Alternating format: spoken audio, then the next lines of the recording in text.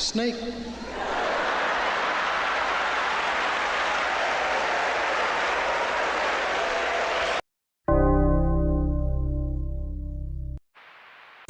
Muscle Invasion Update. Scientists discover muscle things have come to wrestle. America's only host, the Battle and Belt, and the Wrestling Ring. He moves left. He took one. Into the Battle and Belt it goes. He's got another. Folks, this wrestling ring may save the world. One more to go. He's got him. His Battle and Belt is full. Hard knocking, rocking ring. Battle and Belt. Muscle figure packs each sold separately. New from Mattel. Can you save the world? Oh God, here it comes! Oh, hot, hot, hot, hot! Hot, hot, hot, hot, hot, hot, hot, hot, hot!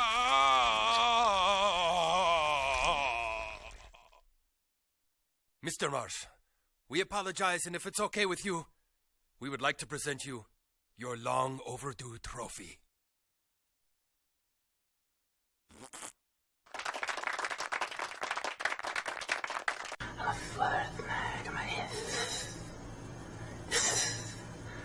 Mag. Oh, yes. Yes. Jeffrey, are you okay? Almost there. Jeffrey, what are you doing in there? Nothing. Open the door this instant. Yeah. Jeffrey, my God, you're gonna go blind. I don't care. I don't care. Ooh. Oh, New Street Fighter Alpha 2. It's good. Oh, yeah. It's really good. Oh, yeah, baby. The following program deals with a controversial subject. The theories expressed are not the only possible interpretation. The viewer is invited to make a judgment based on all available information.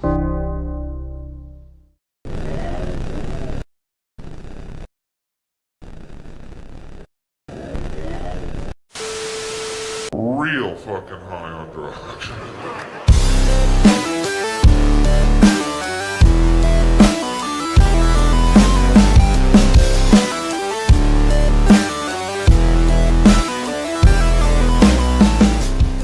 What is good, everybody? Welcome to another Saturday night Modern Comic Mayhem here on Beyond Wednesdays. That was a excellent session brought to you by my boy Lord Zero in the chat and his wonderful dispensary he works at. I gathered up some goodies for San Diego. I hit up Yee and I go, Yee, I only buy flour. Are you good with that? He's like, yep, I'm good with that. I'm like, cool. I went and bought some. There you go. Hell yeah, bro. So there you go. I can get mine mine at the grocery store. I think we can all figure that out. Yeah. So yeah. Dude, we're close, bro. We're like days away. We are, man. We are very, very, very close. Surprisingly close. Like so close. Trying to finish everything up. Went on vacation like a crazy person, right? Trying to do stuff, right? And I'm, trying to give Katie these wonderful few days at least. And man, I'm chilling out. I'm waking up. Dude, I'm setting a vacation alarm for 6 something in the morning, right? Because I'm up on laptop. I gotta get stuff going. And I'm like, and also like she's gonna give me crap if she's awake, and then I'm just over in the corner with a view of Puerto Vallarta and worrying about comic books. But sometimes, man, leading up to this, I'll tell you what, I'm definitely going to take the vacation more than like 2 weeks before San Diego. Because Dallas is wild, but let's put it this way. You're also under sort of time constraints and things like that. When you're on an airplane, you've got, she went with me to Dallas. So to bring books was a little bit easier. We did, which I normally don't do, grab some Southwest where the bags were still free. So I've got 2 roller carry-ons and I've got 2 full suitcases. So I've got, I can get hundreds of books and don't have to pay for them. And that's great. But in San Diego, I can bring more because I got a car, just like Vegas. Vegas, I filled up the car, but Vegas, I went shopping. You guys saw that. Yeah, I got a bunch of autographs, but Vegas wasn't a big con. San Diego is a whole new animal. And I got a box of 170 books delayed like 3 or 4 days again. that all the rest that left on the same day are got here early today, and they're supposed to be here Monday. So I'm praying the extra books that I need, and a lot of them I need for Tuesday, which sucks. I live 3 hours away. I don't want to have to run it down again. I don't want to have to have her drive and meet me again. So we'll see. But we are booked for Tuesday now. Brian, I believe you probably saw the text earlier. So we're going to be by the Harbor Club over there for that night, which is kind of cool. Kind of leave the car, I think, during the day until they can be moved and be in and out of that place. Have a good time on Tuesday. So the whirlwind is beginning. If it didn't start with the hiccup, fingers crossed, the stuff I need gets in. I bought it in plenty of time. So yeah, I'm not ready, but I'm getting ready. I'm getting ready. Yeah. Hood, what are you up to, brother? Pressing books, bro. Pressing books. I feel you, dude. I feel you too. Shout out to Wanted Comics, who I'm spending most this weekend finishing up some Invincibles. So hey, bro, I don't know if Clutch told you, dude. You ain't got no idea, Sean. Like, I put in some fucking work, bro. Yeah, I know Clutch, you had in a window like this, bro. I'm feeling you. I'm in the same window trying to sort the stuff that I need to bring, sorting and everything like that. So honestly, I'm doing the same thing because I've had stuff that had to be out, and so I feel you, man. I just say I actually do feel your pain. Entered 100-something books into CGC today. They're going to be that I already started pressing them, obviously, but like they're going to be out by the time I get out of here. So hey, that's what's going on. Do you feel life. Like you now that I do 2 jobs, dude? Now that I sell this many books a week. I was going to say, I sell 200 books a week now, so it's like that's a lot of shipping. I need a shipper. If anybody lives in the middle of nowhere, Southern California, let me know. No, Sean. Katie has to go back to teaching school. She's been the most wonderful savior of the summer. But I was going to say, do you feel like you press better when you're under pressure? Yeah. The only thing that sucks is if you get it's like one book. Oh yeah, dude. You're ready to go, and that motherfucker just won't dude. Yeah, or it's just something easy, and you're like, dude, I can't. Bro. Good heart. Like it's a 3-inch bend that didn't. That you know is gonna take like 2 seconds to fix, but it's got to chill out. And you're like, God, okay, tomorrow. They're going tomorrow. Yeah. So that, and I don't mind the pressure. I got different ways that I line it up, and obviously, you put things in. You do I assume everybody puts things at the time. If you're going to use temperatures and pressures that are going to be the same, you kind of set up and then move on to the next. Anyway, So yeah, I don't mind. I'm used to. I've been like a crammer for tests as going through college and high school and stuff like that. So I'm not super procrastinator, but I like deadlines because I try to reach them. And I can't always do it. And as a presser, there's not any presser that can meet every deadline. It's just impossible. There's too many things that come up. Shipping could come up. Post office is closed. I used to have my post office would get COVID all the time and close. And I'll be all sorry. Tomorrow.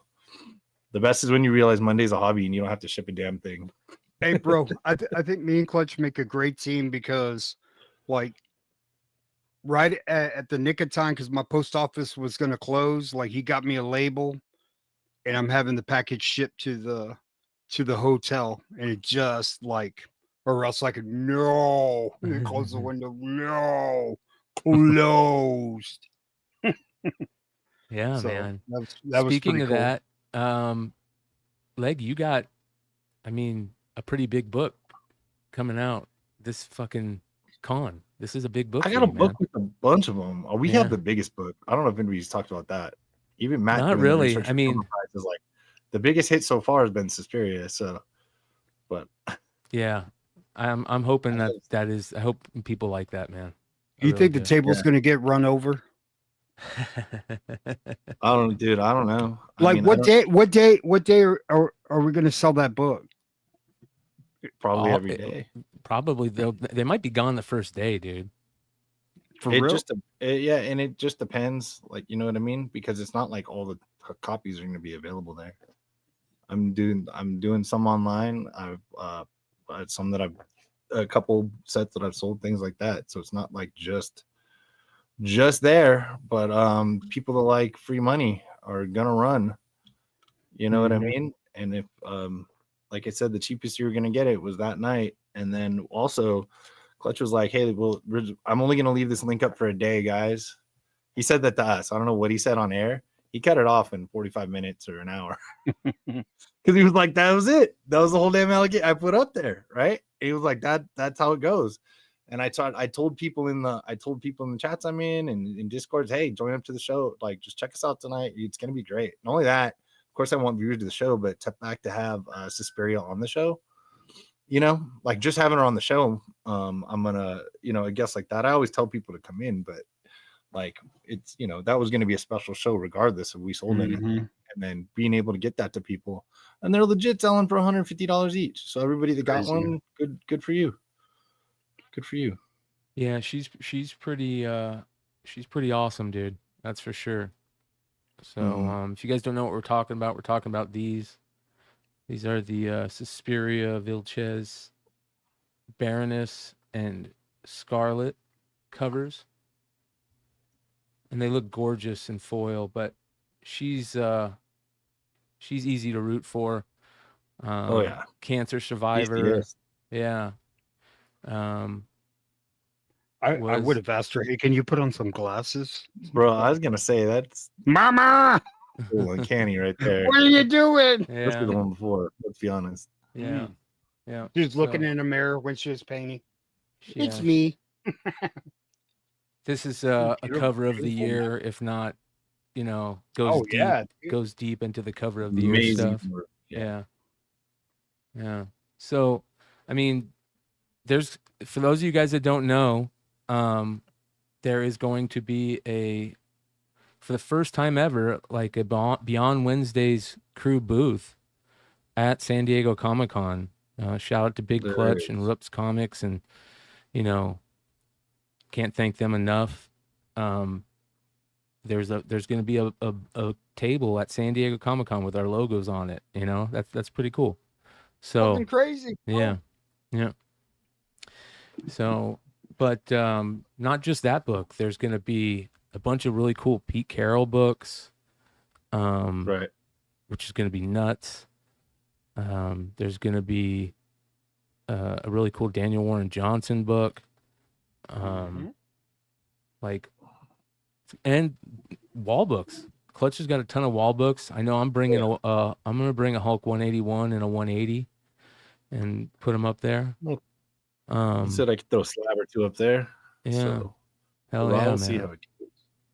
Might as well pull out those big dogs. I did make it for us. I did make a booth variant. We did have a big one kind of fall through, but that's another story. So I did, and I got the bags in, so I haven't been able to show them because I just got them in. So I got our bags. We got the saffron swimsuit special right here. Princess of Power variant is what I'm calling it. We got the blind bag. There's going to be 25 of these at the booth. They are $35. All right, $35. Wow. You get one book, but there's only 3 options. Your 3 options they're all a version of the sketch variant. So your first option you get is the sketch variant. It is numbered to 10. Everything is numbered. So just so you know, this says number 2, but you're getting you get one of the books. So you're gonna get a sketch variant 1 to 10. So at the worst, it's all different. So this is the sketch, but it is a magma foil of the sketch. Wow, dude! Numbered to 10, right there. Look at numbered to 10. This thing looks absolutely great. Numbered to 10, right there. So you come by the booth, $35, or you get gold numbered to 5. Ooh, that's it. So that's it. There's 25 bags at $35. You can get a book numbered to 10, a book numbered to 10, or a book numbered to 5. And that's all you can get right there. One of these 3 will be at the booth. I did not make more of these at the these exact ones, if that makes sense. Like the other ones are foil. They are like in those ones. So there are just the regular the pinks, purples, whatever. So these are sort of the versions of them that you have right there. So that's the pink magma. Mama. A little higher. So these are on the website right now. If you put in the notes, I'll get them signed for you. If you want to CGC them, I can do that too. I am witnessing for the show.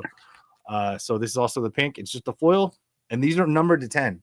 These are only numbered to 10. That's it. And there's a metal numbered to 5 of each of these as well. And that's the foil. This is the hollow foil. They're somewhat similar, but the hollow foil is $5 more. But I'm telling you, the hollow foil is nicer. But they're both really, really pop. So if you jump on the website, code BW5, still I put it up there, 25, 30, or 60 for a 1 in 5 metal. That's it. 25 bucks for a book number to 10. And let me show you something else though. So this one's going to be for a show. So in making these blind bags, you have to buy 50 of them so you can make a back to them. So I was like, well, what can I put on the back? So I made another blind bag. All right. So it's another blind bag, but blind bag numbered to 10. All right. Oh, dope. So this one's numbered to 10. So there's only 10 of these bags. Every single book is a 1 of 1, and that's it. And I'm gonna have him sign and hopefully remark all 10 of them. Oh, that is cool, Sean. So you're gonna get. These are gonna get opened on air. Thank you very much. If somehow they don't sell, I do have a show link for Thursday. If you can look on the eBay in there, I do have this live on there. So these are auction live on out. There's gonna be 10. You'll be opening them and grab. I'll be able to pull out. Here is one of the 1-in-1s right here. This is the silver foil. It is embossed 3D foil, or 3D metal. So you're gonna get a 1-in-1 metal book. 1-in-1 metal. I don't know if you can. It's hard to tell on the screen here, but it's 3D raised metal print. 1 of 1. Yeah. I had fun with this thing. I haven't got to do this. I never got to pick my own books before. I had fun. I'll show you a couple of other examples of being there. There's 10 different ones. They're listed on the bag. There's one of these. Oh, bro, come on, dude. That's badass. There's only one of these in the world. Fuck. I know I feel bad. I should have made more. Damn it, dude. That one's again embossed awesome, raised dude. Foil. So it's 3D or not foil. I keep saying foil. It's embossed metal. 1 of 1 again. So I'm gonna get Jeff to sign these. He's gonna sign whatever he want. And I'm gonna have a show. And I've got 10 medals. They're all 1 of 1. That is the pink. That is the purple. He's gonna sign to all of those, Sean. Yeah, he's gonna sign. There's 10 of them. He'll be at the show. He said he'll sign whatever. There are some AP copies that he has that are numbered to 15.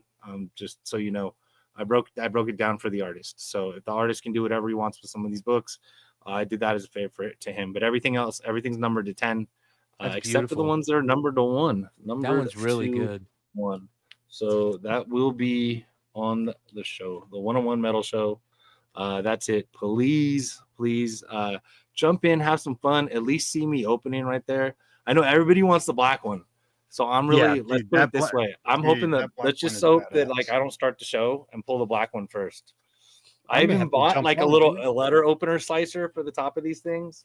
I put a piece of cardboard in here, so I'm gonna make the weight even. The metals don't weigh too much more, so at the booth you won't be able to tell. $35 at the booth, you get a book numbered to 10 or a metal numbered to 5. Have some fun. And by the way, Jeff Egley will be right down the thing at the con. I'm sure he'll have no problem signing for that for you guys.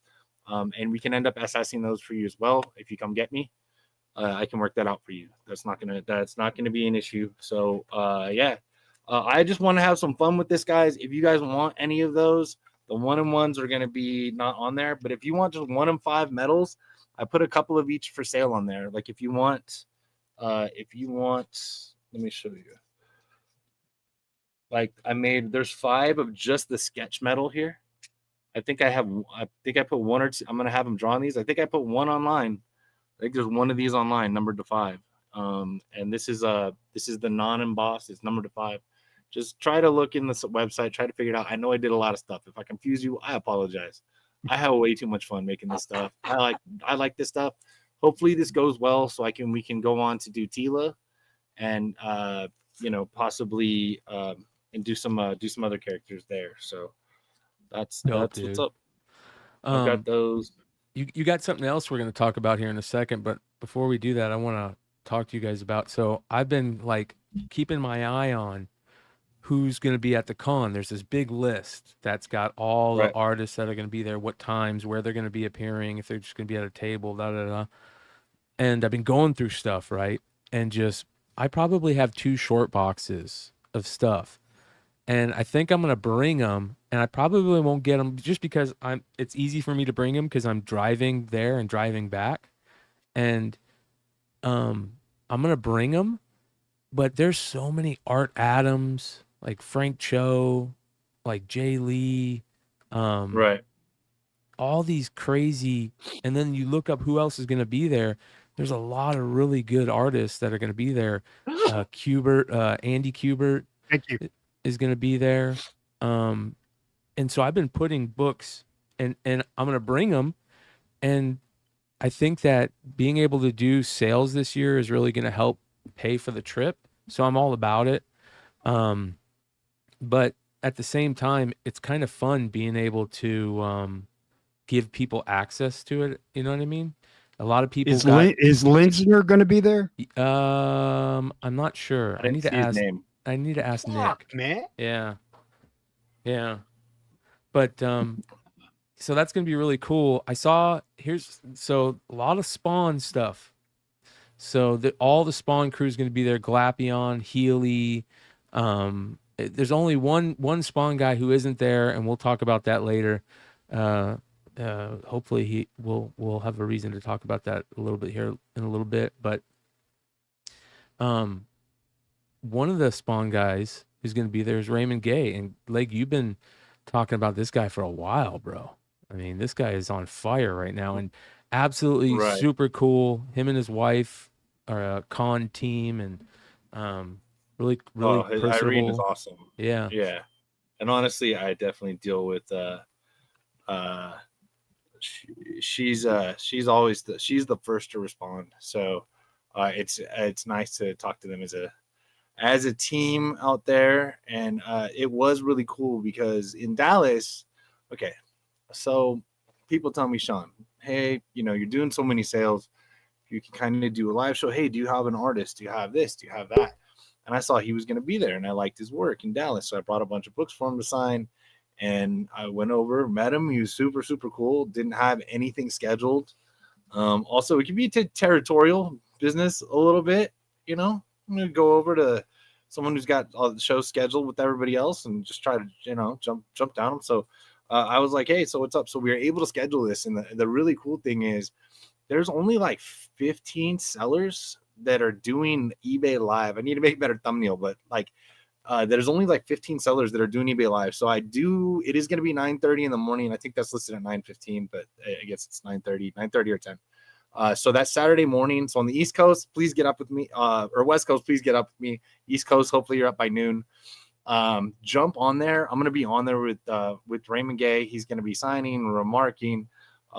We'll be talking, hopefully be building up, we can get together and sort of put things together that we're going to have signed, because, I'm sure some of the stuff I'm going to bring is going to maybe overlap with some of his stuff. But guys, he's had so many more exclusives. A lot of his covers have been Spawn titles and things like that, but he's had so many more exclusives from New York and everything that I'm looking into. So when I'm looking at, like, say, trying to look up his work on my comic shop or Midtown, Graham Cracker, something like that, you're getting the Spawn results and things like that. Okay, cool. Well, to be honest with you, be able to find a lot of this stuff is eBay, because that's where a lot of resales from the con stuff is going to happen.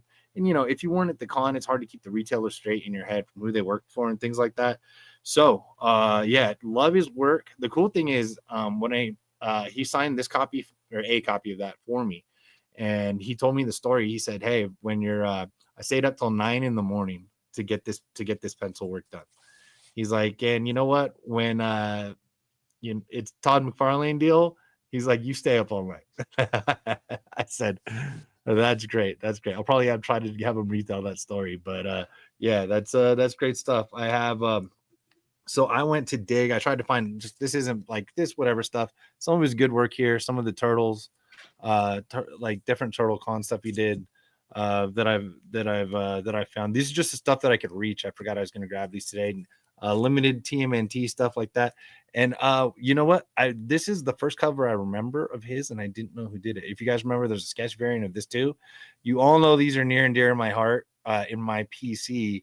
So definitely grab some more so we get them to sign and stuff like that. Kickstarter limited to 50. Right, dude. And I found another Kickstarter werewolf right here, pumpkin patch. Sick. The guy had 2 copies. I bought both. He only sent me one and hasn't hit me back.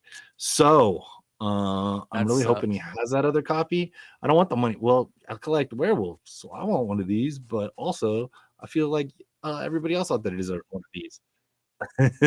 So if you guys can, please bookmark that. Just come in, join in the chat with me. It's gonna be 9 something in the morning on Saturday. You guys know what a freaking chore that's gonna be for me to be up after being there since Tuesday, right? I'm gonna be like, hey, it's bedtime for Bonzo on Friday night. Good and luck. then the other time, so now she said, can there's Friday or Saturday at that time? He was wide open for doing that, except Friday at that time, because the Spawn artist signing is Friday morning. So also go check him out at that as well if you're gonna be out there. But if not, guys, please join me. It'd really mean a lot. Just to be in there. And plus, I mean, just what great art. And so eBay's giving us giving both of us a shot up there, and giving, and I believe getting a push show with it as well. Yeah, so hopefully that's going to go out to a lot of people, guys. A lot of people tonight on the main this morning on the main. You know what? Stage. It's in a trailer outside the con. Even better, bro. No, they built this thing, so they make sure you hit up that ass and titty machine. I wish I would have sent it. They've got like an eBay, like an Airstream looking thing. It's like an Airstream with a little outside area over a little bit right outside the con next to Petco. So I got that email yesterday. So it's not necessarily on the con floor like I thought it was going to be. So in any case, yeah, it's gonna be a good show, man. It's gonna be a good show. I'm looking forward to those streams. I hope to get Jack Bagley on one of those too. But if there's any of the streams, I'm gonna be live. If you guys need anything, try to hit me up. Anything I get, I try to put it up live. I try to sell stuff for $1. It usually goes well during the shows. And I'll be able, if there's signatures and stuff, I'll be able to SS any of that for you as well. So, Viva Comic Con, man. This isn't excuse me. Yeah, this is something I don't know about you guys, dude, but my brain's going like 9,000 miles. Hey, dude, towards SDCC. So you were putting those numbered books up, dude, and I just had a crazy idea. So you remember Mario Brothers and the fucking negative world? What if you had a fucking variant, a -1, -2, like levels, bro, that made them more exclusive than just regular number, a fucking negative world variant, bro? See, Sean, you ain't even got to fucking pay me, bro. This shit just comes to me, dude. Well, okay. Well, you're going to Dinesh's party, dude, so just write them down. Yep, write them down, right? baby. Because anybody's going to do something wild, it's going to be Dinesh, so. Yeah. Inside Outside comic book. I'm going to make my pitch to Dinesh and all the people there. I'm going to bring a prototype, dude. That's what I'm going to do. Yeah, I'm going to fucking bring a prototype of the Inside Outside comic book, dude. Well, listen, I know Legs got to bounce early, but I got to get his take on our first drama alert story of the week. So let's get into it. I got you, Clay. I hope this makes your come drama, because these dudes, goofy ass dudes. Into the news. Into the into the But let's get down to business. All right, let's get into it, Fantasy you guys. player. This is crazy. Did you guys? I'm sure everybody's heard about this by now.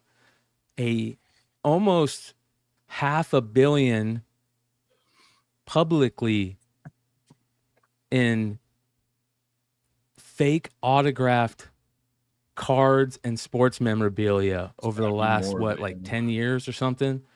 This is one of the biggest drama alert stories in collectibles, ladies and gentlemen. A guy ended up putting a suicide letter up on Facebook. It's been taken down, but people have it. You guys, it's very easy to find. It is crazy, dude. He's basically said that he has been. So I'll just run through some of this. Okay. This is Nerdy Girl put this out, but this story has been everywhere. But this is a good little like rundown of it. It says on Tuesday, July 15th, the Westfield Police Department executed a search warrant in the 16800 block of South Park Drive regarding a counterfeit sports memorabilia scheme. On Wednesday, July 16th, the search extended to the 300 block of Hoover Street. Upon arrival, officers found the individual deceased with a self-inflicted gunshot wound. The investigation is ongoing and the FBI is assisting. So this guy this Brett Lemieux guy, I guess, put his story up on Facebook. A nice little kill switch, maybe. I don't know. But basically saying that over the last so many years, they've sold over 4 million items and surpassed $350 million in sales. And it was all fake. They were getting the holograms. They figured out a way to get the holograms from like JSA, Beckett. They would get all the holograms and then they would auto pen. They would sit there and figure out the best ways to auto pen, to set up the auto pen, and to do all these autographs. And they were selling it all on, eBay, everywhere. Fake JSA stickers. This thing is wild. Absolutely wild. Like, I've seen a couple people say they need to do a documentary on this, but it's gonna happen. Will be. Jesus, dude. Yeah. Well, this is like 8 parts for Netflix, dude. This no, isn't like they an hour had long. a This isn't a documentary, Dateline, dude. So like 25 years ago, and it's called The Counterfeiter. It's a ESPN 30 for 30 short, and the guy he was an artist and he mastered everybody's autograph. Mickey Mantle, Mark McGuire, and that's how they found him, because Mark McGuire didn't really sign, and all these Mark McGuire autos were out there. But long story short, it was the genesis of PSA and third-party grading. So if you guys haven't had a chance to see it, this story is like, this shit happened 25 years ago. Cyclical, baby. Mm-hmm. People forget. And here's the thing. There's a lot of people in the content creation world and, Instagram and saying on the sports card world, like, could this start to fall? Is this a domino fall of the market for sports cards? Because the sports card market has dropped way more than the comic market. And think about how far the comic market has dropped, okay? This could crash everything over there, which is scary as hell. And guess what, guys? JSA is big part of this. Big part of this.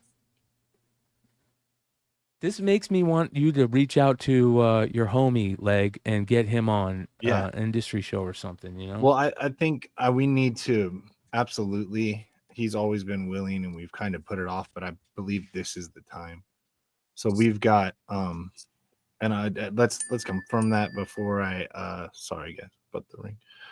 Let's confirm that before I go with whatever, but I do have a friend that's owned authentication businesses and been like an autograph person for sports, and 90% sports, not for comics or anything like that. I'm sure Stan Lee crossed his desk, but you know what I mean. So he's he's been liaison for Michael Jordan, for Canseco's, so both Canseco's.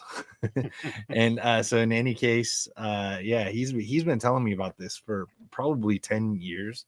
I've been talking about this story, and he's like, almost all the stuff you see on eBay, he said they didn't want anything to do with it. eBay they just don't care. eBay's never cared. They've let this go on with whatever, no matter whatever's going on. You could just change your seller name. We all, I don't do it, but it doesn't seem to be that hard. I do everything on my own now. I used to have, I legally used to have 2 accounts. Well, like there's just buying and selling accounts on eBay. Nothing was hidden. I advertised them both. It's just the prices. The 220,000 thing. Anyway, so I hit him up and he's like, hey man, he's like, this is the guy we called the fake cert, in quotation marks, the fake cert guy. for the past 10 years. Knocked off PSA, JSA, and Beckett certs like chinchilla breeding. 5 million fanatics, 3 million JSA, Panini's entire database. And he says, if you're one of those companies, what the fuck do you do next? And I'm like, I don't know, give him a big leg COA. But like, I just get comic book signed. That's not even funny. Yeah, so he's going on that. He showed me another. He showed me like a technology company that's working on a bunch of stuff that he's trying to help out. That's going to be for all comics. It looks cool. I don't know a lot about it, so I'm not really. I'm not going to post it here. It's probably not that hard to find. But yeah, this dude's been telling me for years, like this is fake. People have been doing this, you know, and we've all known that some of it had to be fake. I don't think that I mean, my buddy might have. I never imagined what he was talking about would be this far reaching. Do you know what I mean? I really never imagined it would be that far reaching, man. So, bro, this shit is crazy. Check this out. Listen to this. Really crazy. If it is real, we're probably all affected in some way. We'll try and break down as much as we can, and we're still trying to verify this information, so bear with us. But Brett Lemieux posted in an Autographs 101 Facebook group that Mr. Man Cave, as well as a few others, have essentially been ripping us all off by selling us forged auto pin signatures on memorabilia, as well as providing fake letters of authenticity. They've been doing this for decades. They've been doing this for... Oh, sorry. Okay, this one's really crazy. If it is by this information, so bear with us. But Brett Lemieux posted in an Autographs 101 Facebook group that Mr. Man Cave, as well as a few others, have essentially been ripping us all off by selling us forged auto pin signatures on memorabilia, as well as providing fake letters of authenticity. They've been doing this for decades. They've been doing this for the amount of, it sounds like could be almost $1 billion, literally hundreds of millions of dollars. He goes on to talk about how 95% of the Mahomes and Aaron Rodgers autos on the market are essentially fake. They were done by him. I looked up a little bit of information just trying to find any source of reliability on this story. I found that there's a company called Ultimate Athlete and Ultimate Sports Connection. Back in 2013, he was associated with those companies, and they were charged for basically taking orders and not providing products for them. The guy's pretty open about everything. It seems like he's already been caught. He says something about the police coming with semi-trucks to pick up all of the things from his home. Honestly, there's so much here, it's hard to make heads or tails from it. Mike and I are going to continue to investigate. Crazy, right? That's fucking nuts, dude. So nuts. And this is just one guy. One guy, yeah. Right. Can you imagine how many others? I mean, anytime something is worth money, you know how many scammers are out there trying to figure out how they can get a little something out of it. So this is only one guy, because I think what Hood was talking about, were you talking about this thing called Operation Bullpen? Yeah, where the feds came in and yep. And 1997, right before PSA, right before PSA. Yep. And everybody thought that was going to be the end of sports memorabilia back then. It's never going to end. It's just going to be now. How many people have fakes? Yeah. They got to recheck everything, which means you got to go pay for another authentication, you know, on everything you thought was witnessed, you know? They say 80% of the Mickey Mantle autos out there are fake. And they were done by that guy. Mm-hmm. Mickey Mantle, and he showed you how he drew it and practiced it.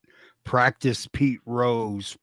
Then he got better and better, and then people just kept bringing like pictures and baseballs. And when they raided his home, he had like Corvettes, and it was like he was like a coke dealer. You know what I mean? Like, dude, there was so much money. And all he had to do was forge a name, and he would do hours. In high school, I had my mom's down pat, dude. Like I legit, like not even like. Sometimes I agree, bro. Like, she signed so many late. We lived far sometimes, and like I'd go somewhere. She'd say I could spend like $50 on like school shopping or something, and didn't have cash because kind of lived 15, 20 miles. She'd give me a credit card. Right, and it would be like, or something like that. And like, by the way, I don't know if I look like a maritally or not, but you know. So anyway, so I had my mom's down good, man. And then, but my dad's would have been impossible. It's like super tight penmanship. Same with me, bro. See, my signature's messy, so I had my mom down because hers is messy, right? And it was like her last name wasn't like that far off from the way I would write it. And my dad's is like that was like, dude, he had it like stoic, like it was like an event for him to fucking sign a check or a bill or something, right? And he couldn't fit the whole Gerald G. Leggett on that motherfucker, dude. He tried to make it fit, dude. You know, I barely, dude. You write, dude. You get a scribble from me. Dude, you're lucky if I put an L, dude. There's Sean, and it's more like SHA scribble. Well, speaking of that, trying to get the big leg down for, but I'm making myself look like an idiot for people asking me to sign comics for, or at least our variant, not comics though. I'm far from famous, but if you want us to sign the Beyond Wednesdays video logo, oh shit, I don't have the book. Do you have the picture? You could show our cool label. Oh no, I don't have the picture. Yeah. I don't have the pictures. Yeah, you guys, I got our. So those of you bought the grommets variant. So Alex, I see you're in there. I got it today. I'm gonna try to get it out. I literally got the CGC box in today. I saw the scans online, but like, so that's how I know what the label looks like. I put it somewhere in here, but it's just cool because it says Beyond Wednesday's crew variant. That was awesome, dude. Yeah. So this is the guy we've talked about a couple of times. He's been exposing like artists and musicians that they're faking their autographs for like, you know, like they'll sell something on a website, a signed version, and they're all auto penned and shit. Check this out. So Clips just put out a new album, which is fucking excellent, man. And they used Cause for their album cover, which is kind of cool. But check this out. Well, people keep sending me these, asking me my opinion, so I'll give you the facts. Someone else's hand, we're doing pirouettes on their vinyl, people. Sorry. So he's been saying a ton of these fake autographs in the music web world for a long time. So here's the thing. Unless you're getting it from the person, maybe autographs aren't that cool, bro. You know what I mean? I hate to say it. I sell some signed stuff, but unless like you really respect that person, and that's the important thing. I would say to every brand out there, create a brand where you're respected. You cannot have any fuckery in your past. You have to be honest. You have to be transparent. And for our next, you know, drama alert story, and like you can bounce whenever. I know you got to bounce early, but for our next drama alert segment, I want to get into something we've been talking about for a while. And I want to preface this with a couple things. One, I know that some people are going to get upset for this. I'm never want to tell somebody how to run their business. One. Number two, I'm not ripping on retailers right here either. I'm just calling it out. There is a lot of stuff going on with this. And three, artists. I know you guys think that you're going to be in the crosshairs for some of this. I don't know what to say about that. I don't mean for any, static coming your way. But the Tidalwave bro, stuff, I don't want to get shot at Comic-Con, bro. Bro, the Tidalwave stuff is getting out of fucking hand. Out of hand. And let me tell you what I mean by getting out of hand. Speaking of out of hand, ladies and gentlemen, Blind Adam joins us. So what's up, fella? Getting out of hand is this right here. This is the Joker complex from Tidalwave, and here's the problem with this. This is the type of stuff that is going to get you guys got. It's so, some of this stuff is so obvious IP infringement at this point that I'm starting to hear that DC and Warner Brothers execs or editors or high-ranking people at the company have not only been notified of this stuff, but have been on it for a while. And I have a feeling we're going to start seeing some things happen. There is a lot of interesting stuff that I'm seeing that is going to be happening at San Diego. And I'm going to do whatever I can. I'm going to, listen, I get it. I know some of you guys are going to think you're in the crosshairs right now. It is what it is. But this is the stuff that I'm hearing. And I think San Diego is going to be an interesting litmus test for how all this plays out. I'm going to be talking to anybody I can that's willing to have a willing conversation about it what their feelings are on it. Because have you heard that they're going to issue cease and desists? I haven't heard that. San Diego. I haven't heard that yet. But here's the thing, Hood. I wouldn't be surprised after last week's industry show and hearing about the former, many times where the FBI has walked into cons and stopped stuff. I'll say that. Brian, is this going to be the new bootleg videos? You got it, Adam. Exactly. Yeah, exactly. This reminds me of, and that's why as someone who sets up at conventions with DVDs, I'm very careful not to have anything bootleg in my inventory, just because I don't want the FBI coming up my butt. Yes, exactly. I know I sent you that link to that classic. The FBI coming in your butt. Variant, but it's not like back in the day when these were like one and few and far in between. No, it's just like, ooh, you got a celebrity autobiography that you shit up your butt, boom, and you got 45 variants for it now. Yes. Yes. Totally, dude. Here's the thing though. What I'm starting to hear is that it's noticed. And here's the other thing. Honestly, there are quite a few images out there. And this is the thing. I don't want to throw a shade on retailers. I get it. At this point, that's not my agenda here. I'm just talking about what I'm hearing. And, you see things like this, which totally almost match the Crow movie poster. I mean, to a point where I'd rather have a photo variant than this. You know what I mean? Like it so matches the Crow movie poster.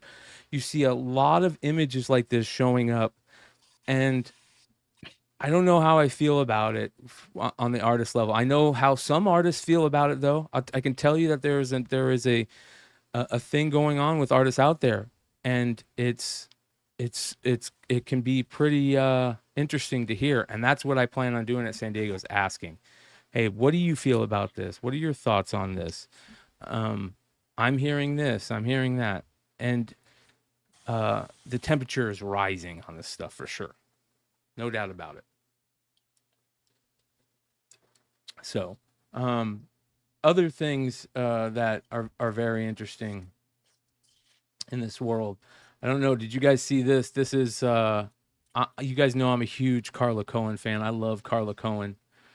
But unfortunately, it looks like they're reprinting their Dia de los Muertos #1 cover, I guess, that she did that cover for, I want to say, New York Comic Con or C2E2, last C2E2, right? The cover I'm talking about is this Indian headdress cover, which they're reprinting. Why? Yeah. It's it sucks, but for everybody that had that book before, congratulations. Your book just dropped in value. Congratulations. And there's all kinds of different situations like that throughout the comic book world right now. So do you think they reprinted them, or they had extra? It sounds like they reprinted them, maybe did a foil, I don't know, put a San Diego Comic-Con logo on there. Listen, there is this backlash in the world of comic books that's starting to happen. And I don't know if the Tidalwave stuff is kicking it off, but let's be honest, as soon as Marvel and DC gets involved, and we know they're involved now, listen, you guys, they're involved. 100% they're involved now. It's going to be interesting to see what happens. It's not only that, we're starting to see, our art books going to be, in the crosshairs. Are we going to start seeing, Nintendo getting involved? Is Nintendo going to join the fray? You know what I mean? I suppose Nintendo hasn't gotten in the fray already with how much IP theft and bullshit cosplay variants. Yes, I'm looking at you, Melinda Comics, you twat. Yeah, I said it. you know, out there. Every time I turn around, there's a nude with horribly drawn titties book out there with Zelda on it, and it makes me angry because you're being lazy and can't hire a model and get a photographer and do a photo cover. You have to do this crappy drawn bullshit. Well, you know what, Adam, I'm gonna say that you're kind of close to that a little bit. There are some covers that have come up recently in situations that I've seen that are very interesting. So I should say, and what I mean by that is there are covers that almost look like, and I hate to say it, kids. You know what I mean? In these and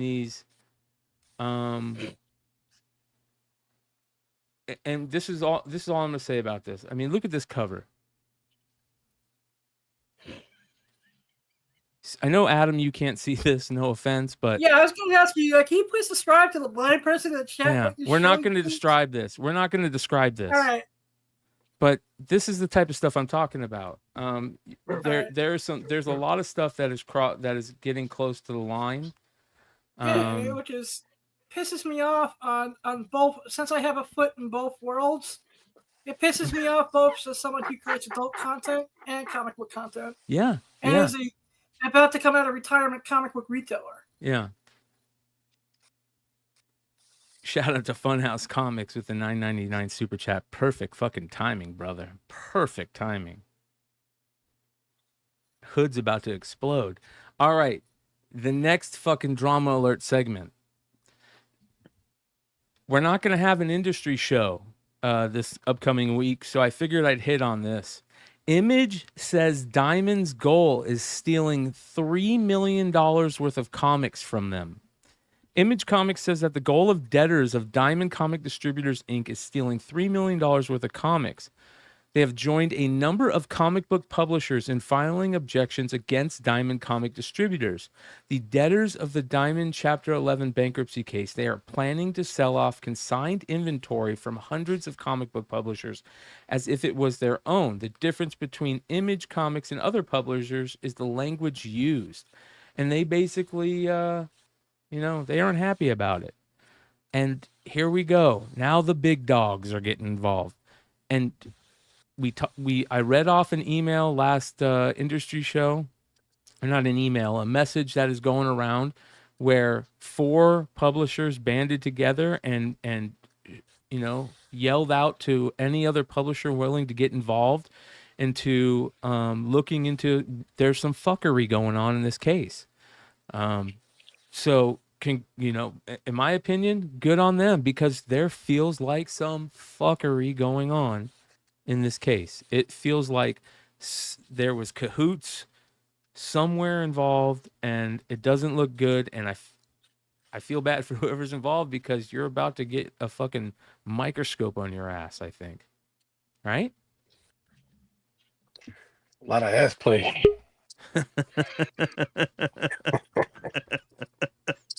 Today's show, there's a lot of ass play. Yeah. Like the FBI is coming in Adam's ass. All right. Am I on the right show? Yes. Or is this You- okay? What's up, Pete? How's it going? Yeah, this is crazy, dude. So $3 million in comics. Images holding of backstock of books. So if they're holding that much backstock of books in those warehouses, what do you think the other backstock from the other publishers is like? I mean, how big is that warehouse, and what's in that warehouse? Again, I'm going, the JSA stuff, the fake autographs are getting ready to crash some type of market. If that market crashes, and are people going to look at the Diamond thing and go, there's a huge amount of books that's sitting in a warehouse. There's also a huge amount of books sitting in this retailer's warehouse that he's publicly said there's millions of. This retailer, like, what is happening? We're seeing this thing again, back to San Diego. We're heading there. It's going to be the litmus test, man. So. Why does this sound like 1995 instead of 2025 sometimes with the way the market's going? I mean, this reminds me of 1995, right before the big crash.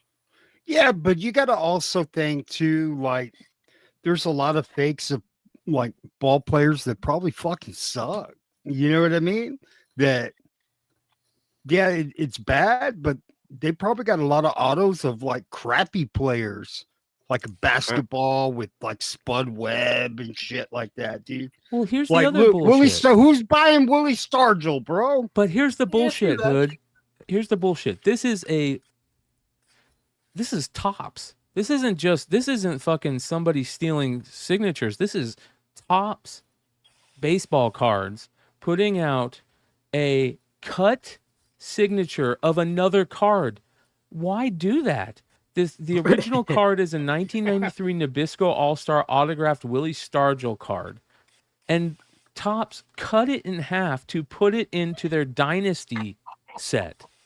They did this we've seen multiple times that they've done this. Why? This is so stupid. Why would you ever want that cut card? He's dead. I know, but why would you ever want it? I mean, they should just do what they do with their archive edition sets. You know, when they had the buyback cards like that, where it's the auto, just put that stupid stamp on there and like number it or whatever. Like that makes more sense than to cut totally. Totally. Well, I mean, if you're gonna reuse a card like that, right? Totally. I mean, I'm not saying. I mean, I'm not saying I approve of that, but the way I would be okay with it is like just add another stamp to it, put it in the set, call it a day. Like to put it in a high end set like this, like how much do these boxes cost? Like $3K, right? Dynasty, something like that. They're ridiculous. It's like 2,500, like for one card. You know what I mean? Like. There's some cool cards in that set, don't get me wrong, but like I don't feel like you're gonna hit that floor when you just open that box. Like So you could that almost Willie get Stargell card sold for $9, and then they put it they cut it in half, and bro, and they put it in the Topps Dynasty set, and it sold for almost $3,000, $2,600. Fucking morons, dude. It's sold. I got it. How about this? Are they calling that like a 1 of 1 or a 1 of 3 or some shit? Why did it sell for that much? They called it a 1 of 1. Look at this. Again, somebody pulling a Hulk, Spider-Man, and Wolverine signed card and tripping out about it. That looks like Spider-Man's auto, though. Out of 5? Oh my god. I like Hulk's signature. It looks like a 3-year-old running. Like it looks like Wolverine. Like the 3 claws at the end. Yeah, I like that because he only used to put 2 claws when he first started signing. Now, I thought it was 1. Oh, I mean, don't get me wrong. There's some of these cards that are so gorgeous. I saw the Superfractor claw cut Wolverine card of somebody be pulled, and it was beautiful. Great job on these die cuts. Do more of those and cool things like that instead of these fake autograph cards. Get the artist to autograph them. That would be cool. Ed McGuinness on Hulk, Ramita Jr. on Spider-Man, Maduera on Wolverine, or Sam Keith on Wolverine, something like that. You could do so many different autographs on the same printed card by different artists that people would love so much more than this bullshit. Yeah, get the artist that actually did the artwork in the card. Yeah. Well, how can you even call this an autograph? You know what I mean? I mean, but it's like in the set list and all that shit. It's gonna. I mean, we don't even know if the real Wolverine fucking signed this, dude. You know what I mean? There's no witness. Be right back. Like, I don't buy it, dude. I don't. Anyone could put on a Spider-Man costume, bro. Well, Spider-Man hasn't signed for a couple of years, so I don't. If you want real entertainment, watch the live videos of the people opening this and getting excited as if they pulled a Mickey Mantle 1 of 1 signature. I mean, really, there was a girl screaming at the top of her lungs because she opened up a Mickey Mouse signature, and it was like this. It was like somebody who works in the warehouse signed it, and she went handshaking and going nuts. Oh my god! Yeah, and it sounds like she's having a nerdgasm. I mean, they should just like write on these cards, "Go fuck yourself." You know That's exactly what I would write. Like, go Like, fuck I- yourself, you fucking loser. I mean, I'd write I'd much rather have like any other parallel that's not an auto in this and set, Hood, if I'm going to Hood, collect it. I'd write it in Klingon. This way, only like Star Trek people can understand what the fuck I'm saying. You know? This way, it takes them a little while to figure it out. What up with that? But on these card sets, like, are just like the base parallels, like, are those the non-autos? Are those going for crazy money too? Because I mean, if this bullshit is like, I don't see why the other parallels wouldn't.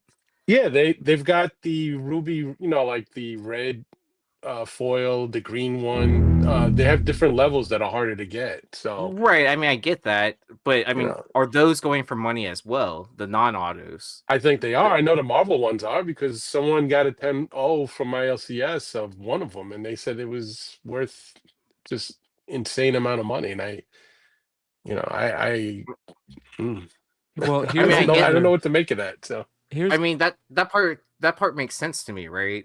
The non-auto parallels, like going Yeah. for money because you know, Yes. someone wants to collect the whole rainbow or whatever. yeah, it does. But having the fake autographs in the sets or affiliated with even the polls, it to Cheesy. me it diminishes it. Yeah, totally. Oh yeah, Yeah, totally. I mean, You know, it doesn't make sense why the boxes are $500 either.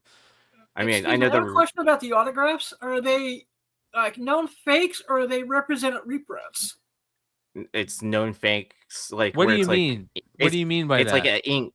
It's like an ink like signature that's written by hand by someone, but it's not of anyone of importance. That's It doing just the says signature. Hulk or Spider-Man or Wolverine, Adam. It doesn't say the artists.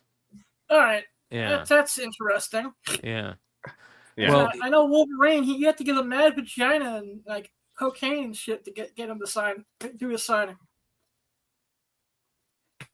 so the question in the chat is whether it's signed on or it's printed on. That's the question, right? I don't know. If anybody knows, let us know. Here's the other thing that I thought was interesting.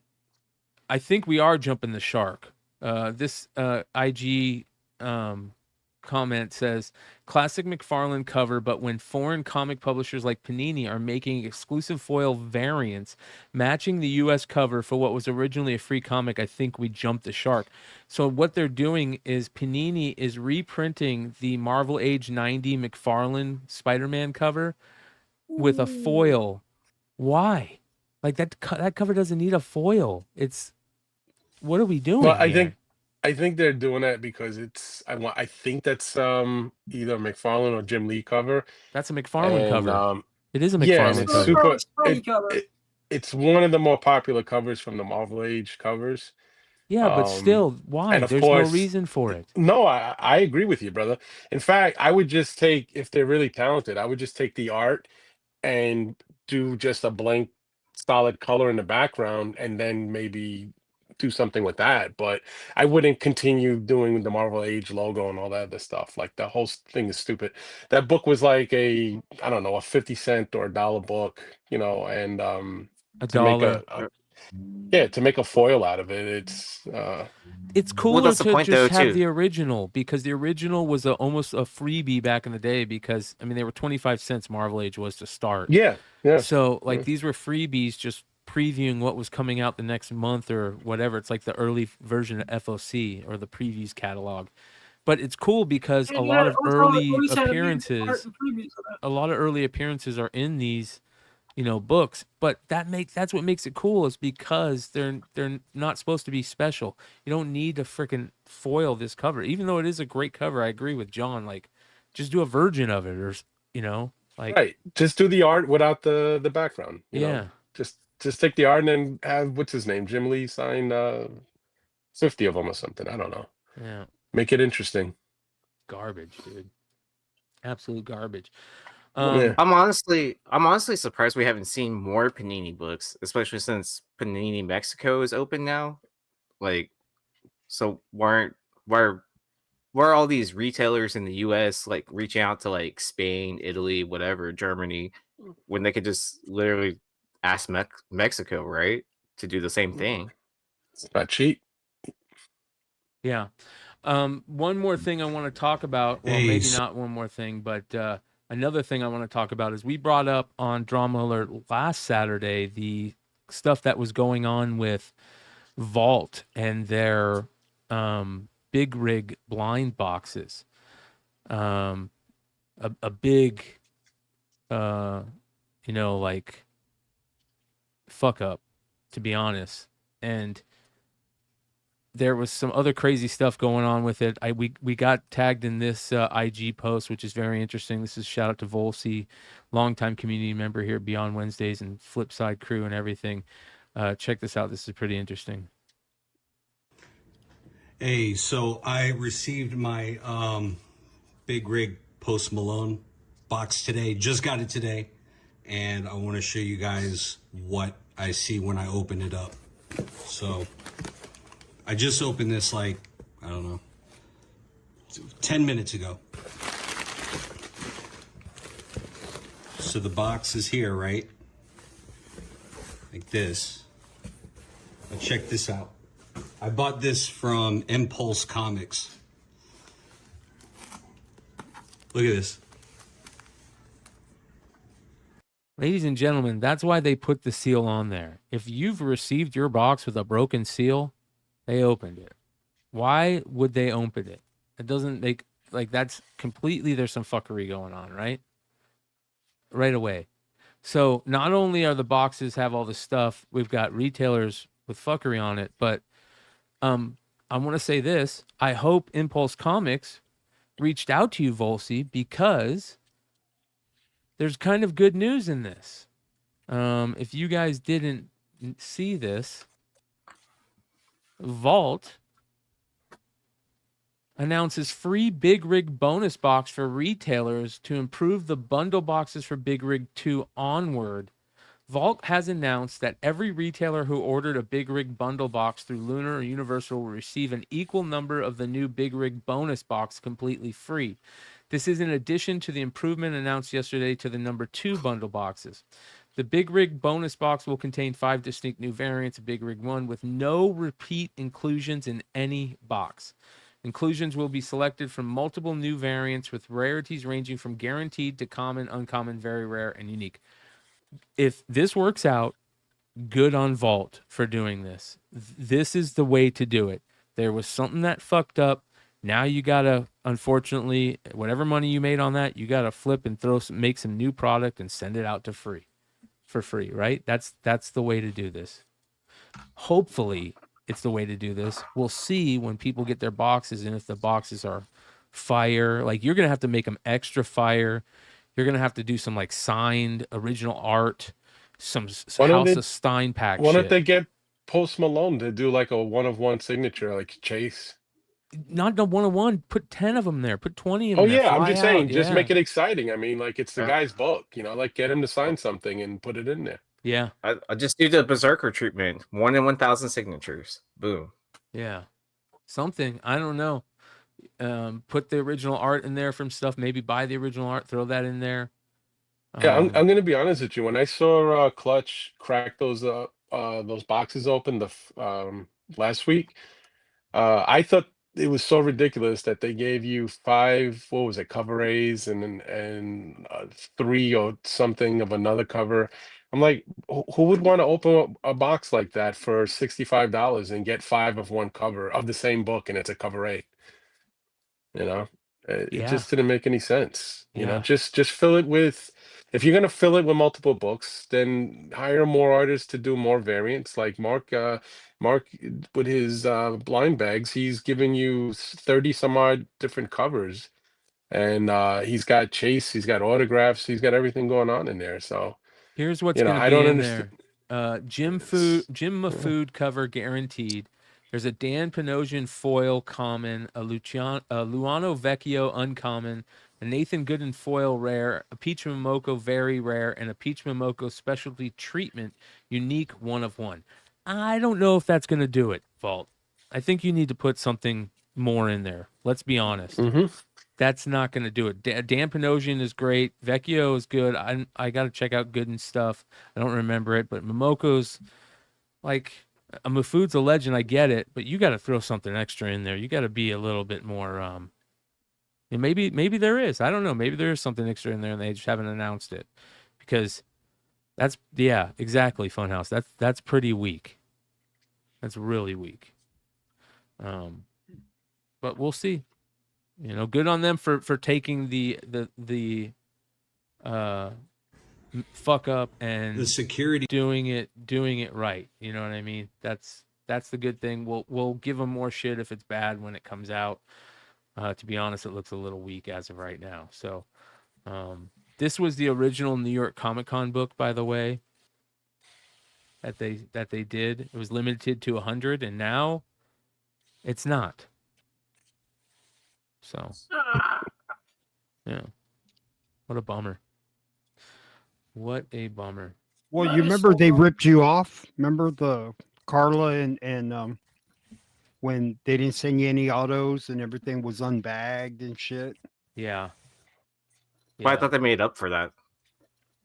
You never make up for that, dude. Mm-mm. I thought they didn't they hook you up with something? After the fact, but like that initial, you know what I mean? Yeah. Like when someone stabs you in the back and then later on they say they're sorry and they make it up to you, does that, all you're going to remember is that person stabbed me in the back? Well, I mean, yeah, it's gonna avoid any like future purchases or whatever, but that's more on them. Yeah. For losing customers and all that. Yeah. Okay, there is one last story I want to get into. And this is kind of a big story. Because we've talked about this before. Hold on here. Why is this happening? Why is my Kickstarter in Spanish? That's weird. Right. Dude, my Kickstarter's in Spanish. Shout out Kickstarter Mexico. Yeah, what the fuck is going on? .com. I thought it was funny. Anyway. All right.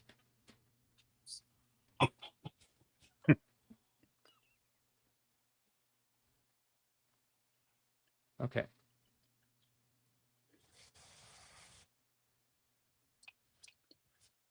So, I don't know why okay.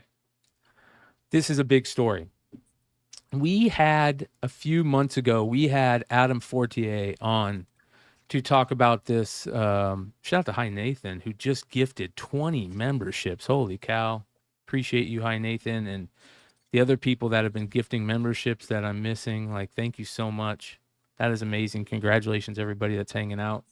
We got a lot of great members-only content that we do about 3-4 times a month. So, okay, so this is a big deal. We talked about this. This was a really cool project. We love pre-code horror around here, and this was a project that we had Adam Fortier on to talk about, who was kind of running this project at the time. And it was basically reprinting a bunch of the original pre-code horror books, like all the Punch, Chamber, Weird Mystery, Suspense, all the crazy pre-code horror books from the day back in the day that people love, and some that people might not know about that are really good. And they were like using the same paper style, paper quality, cover style. And then they did some really cool limited stuff, right? Like they did these really cool neon versions like this. They did these metal versions and these beautiful variants, and these fluorescent were amazing, and they were expensive, and they raised like $400,000, you guys, quick. Here's what has just recently happened, and this is nuts. It sounds like Adam Fortier is no longer associated with the project. For what, I don't know. I would love to hear from him. Adam, reach out to us. I want to find out. If you want to jump on the show and let us know, I'd love to know. But they still haven't fulfilled this Kickstarter. And that's an issue. And it's even a bigger issue because it was announced they are bringing books to San Diego Comic-Con to sell at San Diego, that they're printing extra of these same exact books, including the variants. and they still haven't. So now, not only are these not as limited, they haven't fulfilled the Kickstarter buyers yet, and they are going to be selling at San Diego, and they're going to be selling for a bunch, and they basically came out and said they don't care how many they print. Yeah. Well, the worst part is that people that are going to San Diego can get these now before the people that backed the project, right? And then other things I heard were the hard shell cases are just like basically like cheap DVD plastic, like whatever bullshit that like house the books or whatever in. Sounds like they ripped a lot of people off to me. I'm one of those people because I backed in like the normal print set, and then like I think I either the fluorescent inks or whatever. I think I backed 2 sets of those. Hey, let's go over their table, Yee. Well, it Yeah, says I'm here. gonna- I'll go with you, bro. Man, I missed the deadline now. I'm going to read I mean- this. I do want to read this real quick. This is from the Macroverse. And it's talking to a lot of people that are in the comment section of their Kickstarter. And let's pick this up. It says, truly, we do appreciate the feedback and honesty. We are trying things and seeing what the feedback is, and we'll then take that to adjust and hopefully do better for everyone in future projects and releases. A lot of this stuff that has never been done before, or at least not been done in this way. We went into this with a lot of assumptions, and some of those have proven 100% right, and some have proven 100% wrong. There are a few things which we can say to a few of these points and questions to ultimately we are trying to ensure that we are able to continue to do more and make sure as we do, it runs better and smoother and is more aligned with everyone's interest. To address a few things in the above. The limited edition sets, we botched the communication around this. Yes, there is a FOMO component to it in both reality and the marketing. Everything that is rare should have been that. And as collectors, we also have that feeling when things are limited editions.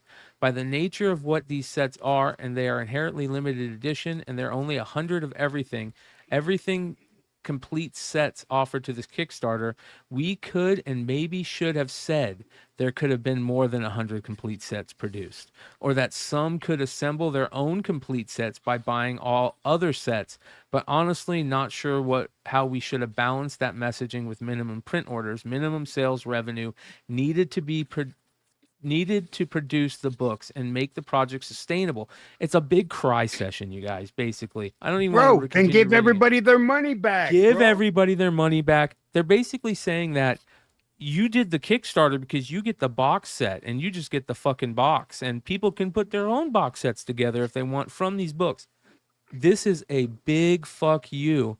And I'm going to say it right now. I don't even need to complete that at this point. This is a fuck up. This is a foobar. This is a fucked up beyond all recognition type of event right here. $400,000 on that Kickstarter. And the reason it was there is because how many people that we know bought into this, including people on this show that bought into it to flip some of the books to pay for the ones they like. That's fucked up. So, like, if Aaron bought it, can you just go up to the table? Hey, No, can I have my... What? They're not gonna give me my books. They still have to ship it out through whatever Kickstarter bullshit or whatever. So even though I'm showing up to the con and I could pick up the set or whatever, I would have to pay for it there too, and I'm not giving them more I think money. you need to raise some help, man. Yeah, I mean, there's more of their bullshit excuses from like some of that leather stuff is like, oh, but in the Kickstarter you get certain things that you can't get at the con, blah blah blah, and it's like kind of like, oh, cool. I now have a poster on the wall, like because I jumped into a Kickstarter. Sweet. This is ridiculous. It says no single book in this entire run is getting more than 6,000 copies, and those are just for 3 out of the entire set series. From our point of view, that is both great in that it means every book and box set is rare, and it's also not great in the sense that we want these to have a bigger audience for success of the line as part of the mission of the whole project to make the material available for those that never had a chance to see it. This is crazy, you guys. Like, this was supposed to be super limited. Now it's 2 times the copies of a regular Marvel or DC variant, which is ridiculous. Yeah, this is This is crazy. They want to get it to an average of 5,000 to 10,000 copies sold. Like, what is going on here? Shouldn't rather than go after them at their table or start questioning them, shouldn't somebody just go up to the show promoters and say, why are you allowing a dealer who hasn't fulfilled their Kickstarter customers to set up here? I don't think you know what I'm saying. Like their booth is paid for. You know what I mean? Like, isn't it what do on they a care? level already where there's not just ye, it's probably hundreds, maybe, you know, possibly thousands. So well, I should say how many people backed on the It Kickstarter sounds like page. somebody's going to get their ass kicked at the show, bro. I don't think that. Someone, I think that's someone might flip their table, but that's about all I can see happen. No, it's happened before. It happened a few years ago. I think that. I hope that doesn't happen. That's Somebody cheesy flipped as the fuck. table at San Diego If there's 'cause they didn't fighting get at their a book. Comic-Con, that's so cheesy to me. That is beyond cheesy. I hope that doesn't happen. But listen, I'll people press are their pissed. damages. People are people are pissed. Here's some other things. They say from our point of view, this is crazy. From our point of view, it's kind of the same balancing act with having a very limited number of fluorescents available for sale at San Diego. It's a chance to work with a partner that we're able to announce soon to get these in front of a wider audience who missed the Kickstarter. What are you doing? Like, you have you got to change it up. Like, if you want to do this, find a publisher that will publish your books. Do it through a publisher and then reprint. Like that, or have a special edition for San Diego. Yes, that's have a completely special. separate. That's completely separate from the Kickstarter.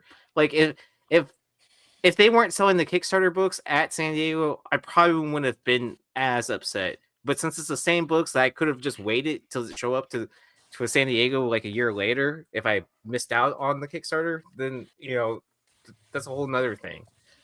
So, I don't. Yeah. Wow, dude, this is nuts. Yeah, fuck them, dude. Fuck them. I mean, I might as well go up there and ask, like, can I buy the Archie books too while I'm here? Dude, you guys, if you guys see like the responses, one guy says, I got 2,000 invested in this campaign plus all the other backers who had dropped serious coin also. So when us backers hear things like, we never said there were slip cases and it's impossible to change them to what the backers want. Same thing with non-backers at San Diego having access to these comics before us backers. Seriously, any variants should be comped. For $2,000, these things better be fucking perfect. I'm talking no spine ticks, no scratches, fingerprints on the covers or foil, no curved pops in the cover or books, stay flat. You guys have had more than enough time to make this perfect. I'm going to be very critical with my reviews on this product. Like people are pissed, dude. They're pissed. This whole thing, if you read this whole thing, it's nuts. And I would love to hear from Adam Fortier. Adam, if you're out there, drop a comment, hit me up. I want to hear from you. Why are you not associated with this project anymore? Like, let's hear it because this thing has been... Or I need a refund too, bro. No, there's a lot of pussies in comic books, dude. You know what I mean? I'm just saying, dude. Go. Like, Ash, bro. Bad. Dude, it's very interesting. Wow, dude. It's very interesting. Every year there's like some new pussy shit, dude. Well, here's the thing. One of the things that doesn't get talked about enough is how bad it is to fuck around on a crowdfunding campaign. One, lateness is one thing, but everything after that is like, you have to realize you're going to take such a hit. Not fulfilling campaigns for multiple years. That is why, like, I'm surprised people that haven't filled campaigns in multiple years, like, haven't had some type of lawsuit go after them or some type of thing to get that money back, or what is going on with that? Dude? Yeah, Wow. like there's so many that have done that in Kickstarters, and some of the biggest names in comics, some of the goats. One of the people I consider a goat, Rob Liefeld, has had crowdfunding campaigns where he hasn't fulfilled them yet, and that's nuts to me, dude. That's nuts. Derek Neiman says 1,358 backers pledged $413,000. That's $284 per backer on average. Oh, I feel so bad for this. I feel so bad. This is terrible. I can tell you how much I backed on it too, because I know it's more than 200. Wow. Yeah, Kilted Corgi could be right. The only books you see are the ones in San Diego. You should go up to him and be like, "Hey, I back this. You should give me one free of every single one of these fucking books." Or I'll just go give with me what you, I E. order. Yeah, I'll just go give with me you. what I fucking Take Red ordered. Hood with you, Yeah. man. Red Hood will set things straight. Let's see. I'll film it, dude. So I did the $150 backing, and then I know I did additional stuff. Oh, view pledge info. How do you feel about not backing this Kickstarter? I also What added is it? 2 of the fluorescent frights sets, so I backed a total of $500 into this. Damn. Yeah, so I'm supposed to get like 3 sets of these books, and I have none. Just go like that. Hey, they said I could pick it up. I talked to Man, I'm backer number 319. What's up? This is now, who was the guy monumental. that was on the show? Who was the guy that was on the show telling us about this? Adam Fortier, and he's no longer Yeah. associated. So you just told him, hey, Adam said I could come pick up my books. Yeah, right. Right. He was on my podcast, and you Hey, know, he there said you it was go. all right. Hey, Adam said, hey. This was such a good idea. Every cover, man. This was such a good idea. Such a good idea. And they fumbled it, man. Did they fuck this up? What a fuck up. Like, to me, the delays didn't bug me too much. You know what I mean? I get that there are problems with like securing the paper, finding printers, whatever. But then, like, you know, when you print out a bunch of extra copies and say you're bringing them to San Diego, you know, that's just kind of like the last straw kind of situation for it, where it's like kind of like, oh, what I thought was going to be limited and, you know, that would easily make my money back is now like going to become a burden. Bro, they didn't print up extra copies. They're taking all the Kickstarter books and they're taking them to the show. Exactly. They didn't print any extra. Exactly.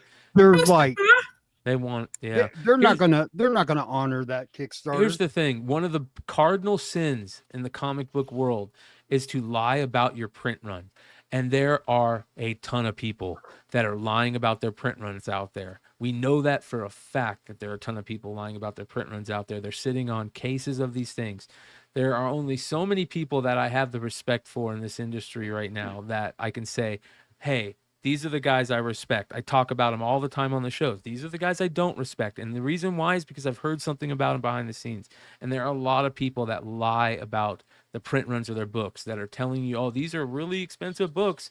I only have 150 of them or, 200 of them when there's, a case of them sitting in their garage or some warehouse. So you guys got to be, pay attention, spend money with the people that you trust, that you have a relationship with. And I'm not talking about a couple month relationship with, this business can be very interesting. And there's a lot of really good retailers out there that are doing it the right way. There's a lot of really good publishers out there that are doing it the right way. There's a lot of really good crowdfunding projects that are doing it the right way. This is not one of them.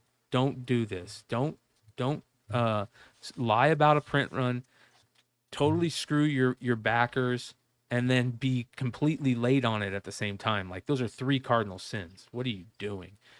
It's fucking. This makes me scared to want to back my first Kickstarter with the Mark Miller's back. Well, listen, we know about good Kickstarters out there. There are very good Kickstarters out there, and we talk about them quite often. This is not how to do it. That's for sure. So, whatever. We'll see how it plays out. It's beyond interesting. And that being said, ladies and gentlemen, that is Drama Alert tonight. Oh, that shit's Can you hear happening to me me. out there? Hey, man, don't be squirting water at me. I'm gonna fuck your girlfriend, pal.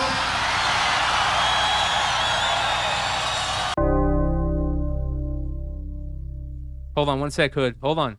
Selling books. dude. Re-explain it.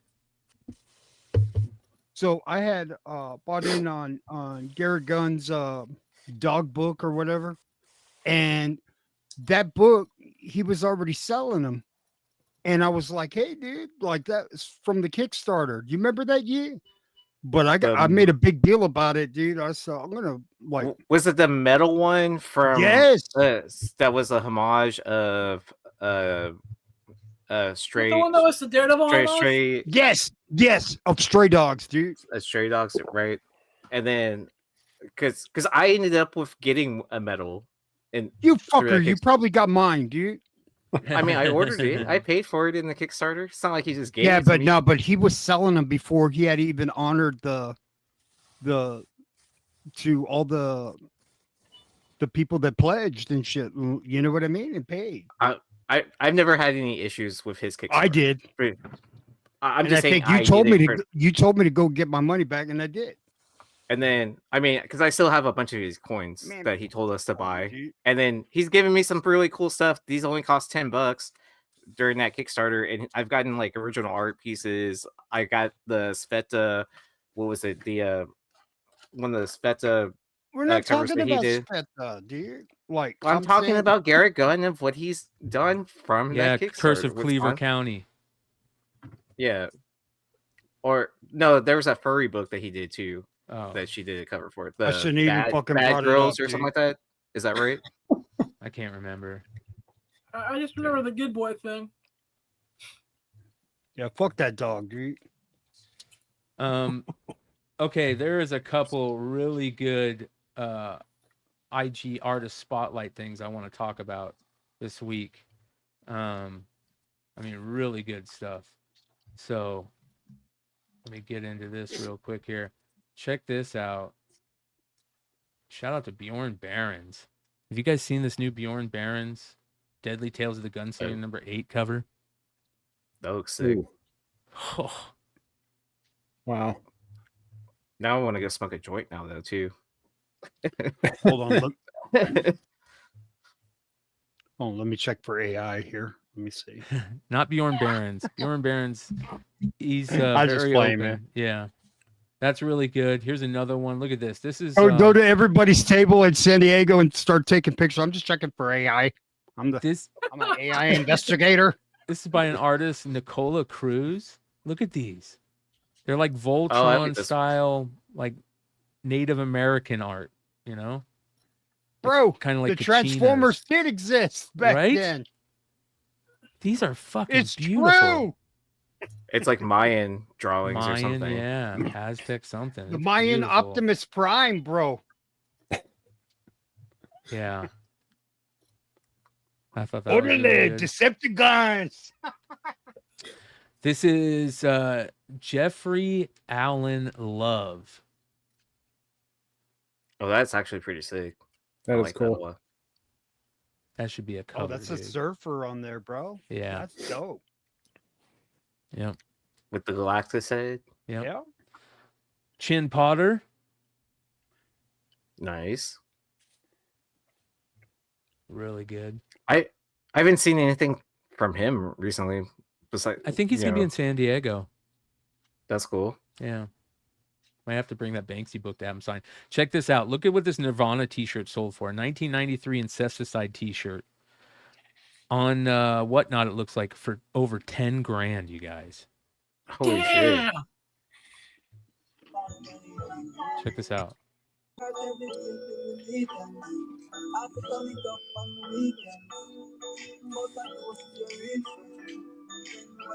Marmar, I'll call you after. Tag, giant tag. That's what a bunch of my shirts I have on eBay are, that Giant brand. Oh man, I'm in the wrong business. Right? $10,500 on that. Cam, That guy's come all on. happy. Thank Man, I you picked this up at for the Goodwill for purchase. $5. Payment succeeded. Well, if y'all are screen recording, this shirt just sold for $10,500. $10,500 for this. Now go get a haircut. Bro, unreal. Don't tell me what to do. And then finally, Alex Pardee is going to be Hey, in that's San Diego. badass. And this is He going to is. be his San Diego Comic-Con offering. Are you kidding Dude, me? I gotta get that card, What is this? bro. Yeah. Alex dude, Pardee's doing an homage to the Ken Griffey Jr. Upper Deck rookie for his baseball card set that he does every year at San Diego Comic-Con. Okay. So I mean, San look at Diego. this, dude. Check this out. Watch. Look at this. Yeah, I have last year's. Hey, that's Yeah, good, he did the G. Billy Ripken last year. He did the Mike Trout and the Acuna top The 70 Wemby. versions. He did a Wemby. Yeah. Hey, hold on, let me Yeah. put that up. There you go. Boom, the Wemby's Yeah. from last year. Oh, that's badass. Yeah, garbage bill. You want kids. one? Perhaps. All right, I'll bring it because I was gonna give one to Stein anyways, so I'll bring you one too. Stein. And I have the bag too that it came in. Yeah. Man. So he's the first. The two tables that I always stop at first are Polito and Alex Pardee. I always hit Brian Polito up first, go say hello to him. He's my, like, every year that's who I see first, and then we got to hit the Alex Pardee booth. But this year, ladies and gentlemen, I'm gonna hit this Adams booth first. There is going to be a Beyond Wednesdays booth at San Diego Comic-Con. How crazy is that? Perfect awesome timing, sauce. Alex. Perfect timing, my friend. That is excellent with that $10 super chat saying happy Saturday to the crew. Appreciate you guys. Yeah, this is gonna be... I think I'm gonna have to change it up this year. I think Sveta's booth is gonna be the first one to stop at for the Adams. And then I definitely want to hit the Alex Pardee, so Polito might have to be third on my list personally. So if you guys don't know, Sveta is going to be at A9. Thank you, Alex. Sveta is going to be at A9, and look at all these. These are all it's going to be available at the booth. These are you kidding me? Congratulations to everybody that got some live with us here on Beyond Wednesdays. We dropped an early San Diego Comic-Con link to for a lot of these variants. So congratulations to everybody that got those. He's even going to have Sveta's very first book there, which is awesome. You guys can see it right there at Nightwalkers, and then the Cleaver County is book number 2. So that's very cool. Here we go. Check this out. Nuts. Good call on that, Yi. I think that is probably the place to stop first. Yeah, because I mean, not only did a handful of people ask me to try to pick up some of those covers, I was like, oh, these are going to be good covers too, to the Pinocalypse for sure. Bro, did you see Mark Spears' blind bag? Well, I'm waiting to talk IG? about that. I'm waiting to talk about that because I did send the link to Mark, and we'll see if he jumps on. If he jumps on, we're going to definitely talk about it. Hey, jump on, Mark. Yeah, where you at, Mark? By the way, Mr. he just got Spears. back from vacation, so he's probably tired as hell. He Nah, had a he's really good. Is he I good? talked to him. He's all right. So look at this. Did you guys see this? Shout out to Cody's Collectible Comics, who won the original art from Stein's Pack 11 on Thursday night. He posted this Instagram post. That is awesome. Yeah. I delivered my first pack in less than 24 hours. I still got to send all mine. I've only gotten one address. So I'm hoping I get mine sent before we go to San Diego. I think I have 2 of the addresses I need. Like, I know Usagi sent me her address. I have Ben's address, the long short, and then I dropped off one, and I still have 2 more to figure out. Hey, James, DM me your address, bro. Okay. So that was pretty sweet. Oh yeah, right so there. Bazinga, hit me up if you're watching with your address, and then I can get it mailed out Monday before I fly out. I got one more artist spotlight to show you guys, but this isn't a regular comic artist. This is a guitar artist. Goes by Michael Broom Art. Check out this fucking guitar.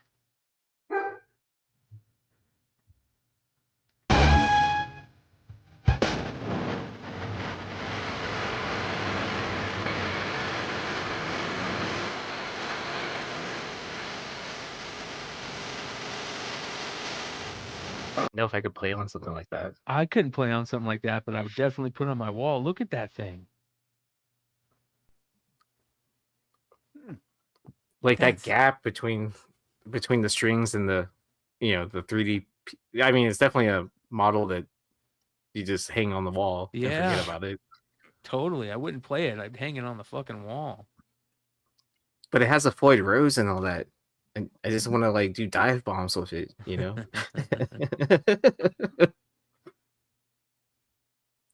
That's fucking awesome, man.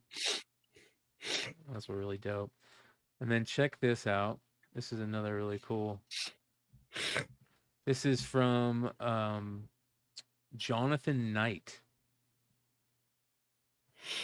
Really happy with how this one turned out. I've done loads of sketch covers this year, and I'll slow it down a little bit for the second half of the year and get back to some big later, MJ.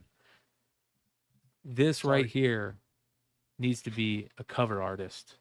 He shouldn't be doing sketch covers. This should be a cover artist right here. Jonathan Knight, welcome to the world of retailer exclusives. You are going to be getting some calls soon. I guarantee it.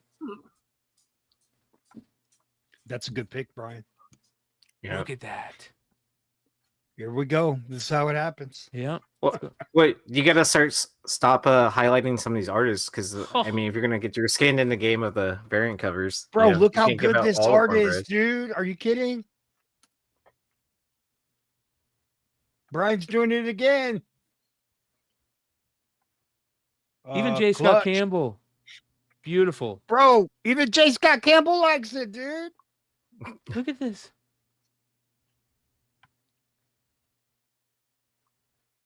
One more time. What's this artist name? Jonathan Knight. Jonathan Knight. I'm gonna look him up. Bro, that's badass. That's sick. So I'm looking for someone to do my Get him on the show. Get him on the show. Every single one of these are fire. These are sketch covers, you guys. Oh my God. Look at the green eyes, bro. See, all she cares about is money, dude. Telling you. Money. Yeah. Oh. Jonathan Knight. Welcome to the show, baby. Bro, is he going to be in San Diego? We got to find out, because if he is, we need to go buy some of these. Oh, my God. Every single one of these are a hit. Dude, every single one of those are mama. What the fuck, bro? Ooh, I'm looking at his original art. Mama! He fell online. His prices are actually really reasonable. Mama! What's going on here? God damn! You're kidding, dude. What the fuck? Cut it out, Brian. You're gonna make Red Hood's eyes pop out of his skull, bro. Holy shit, this dude's badass. Look at this. You gotta be kidding. How do you think McClay found him? That's how you found him, McClay, right? That's how you found him. You found the skull book first, bro. Look at this shit, Let's dude. see who draws good skulls. Look at this. Oh, dude, that's badass. You gotta be kidding. Yeah, bro. This guy is next level. So. Wow. Yeah. Beautiful sketch art. Congratulations. But that cover almost looked like Jimenez's cover, dude. Yeah. George Jimenez. How about this? Jorge Jimenez. Brian Boland, black and white. A little bit of spot color on the mouth. Judge Death. So it's like, yeah. Fuck. So it's the judge who laughs last? Yeah. Yes. That's exactly what it is. Amazing, man. Really, really good shit. So we'll see how it plays out. Hopefully he's at San Diego. Stop by and say what's up to him. There's a lot of really good artists out. That's the thing, you guys. There are so many good artists out there, you guys, that you don't have to ape other art. You don't have to IP infringe on stuff or take art from other sources or AI art. If you're a retailer, look at these artists. I mean, Will Jack has been putting out sketch covers as of late that have been so fucking good. They're unreal, you guys. that's you don't have to deal with artists that AI art or that, you know, this fake cheesy art. When you have so many really good ones out there. We talk about them all the time. All kinds of people talk about them all the time. They're out there, and let's give those artists some love. Derek goes, hopefully there's no relation to Suge Knight. Yeah. Alex says it's AI. Look at this one. Here's a good job with an artist using the sketch covers from J. Scott Campbell. This is Martin A. Zavala. These are some sketches he did over in Denver. Look at these. Damn. On sketch covers, yeah. These new artists are common, dude. Look at that. Bro. Like if you're gonna do a Fame Stan Lee, like why don't you just get a sketch cover and then we'll love it. We'll fall in love with it. Bro, get a sketch cover. Why are they putting Venom on Stan like that, bro? Is this a Fame book that he just did this with? Like, what is this? That's the only thing that I don't know. Like, don't do the. I'm not gonna get into it. We're not in drama alert. So, anyways, that's beautiful right there. It's good shit.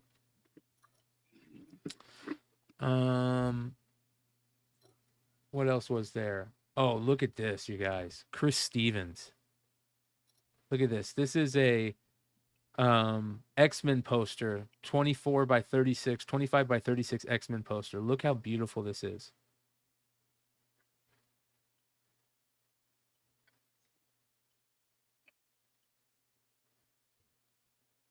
Wait till you see the whole poster, but these are just... Oh, the detail parts? Yeah, look at that. Oh, shit. That's pretty badass, actually. That's fucking amazing. Absolutely amazing. Speaking of Will Jack. Oh. This is a sketch cover, a Copic sketch cover. Wow. Oh, wow. It's 11 by 17. Yeah. Mama. Yeah. Fucking game over, dude. Damn. Game over. So his hand's just a printer then, basically, at this point, huh? Yeah. I like this guy a lot. We've shown this guy quite a bit. This is Final Cut Design. He does these like add-ons to these comic books, and they're so fire. They're absolutely fire.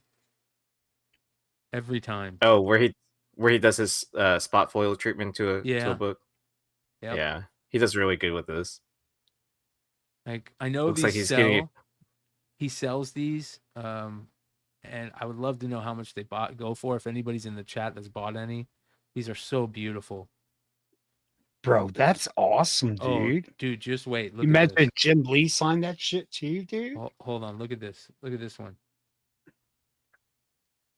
No It's way. just super creative, like to do something like this, and not be like lazy about it. You could do it on a fucked up book too, and it makes the fucked up book cool. You know, like the book doesn't have to be perfect to do this to. I wouldn't want to ruin a perfect book by doing this, but I could do it to like a, a VF minus or less. You know, doing it with. And then send it to get graded.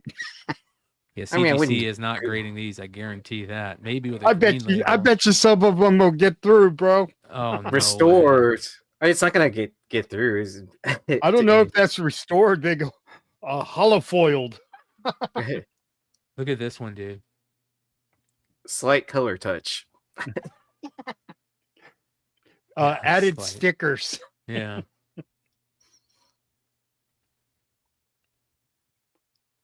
This is just awesome. Well, that should be able to get graded. I mean, they're grading metal covers and stuff. Isn't Yeah, the but it's metal not going to be cover a blue applied label. to a real comic? It's not going to be a blue label. It'd be a green label. Yeah, because it's not coming from the publisher or the printer. Yeah. It's like secondary. They should print those out. That's what I'm I'd saying. still give it a shot. If he did one for me, I'd send it in to see what they do with it. Look at this one. Green This one's label. gorgeous too. And guarantee it. Yeah, green label.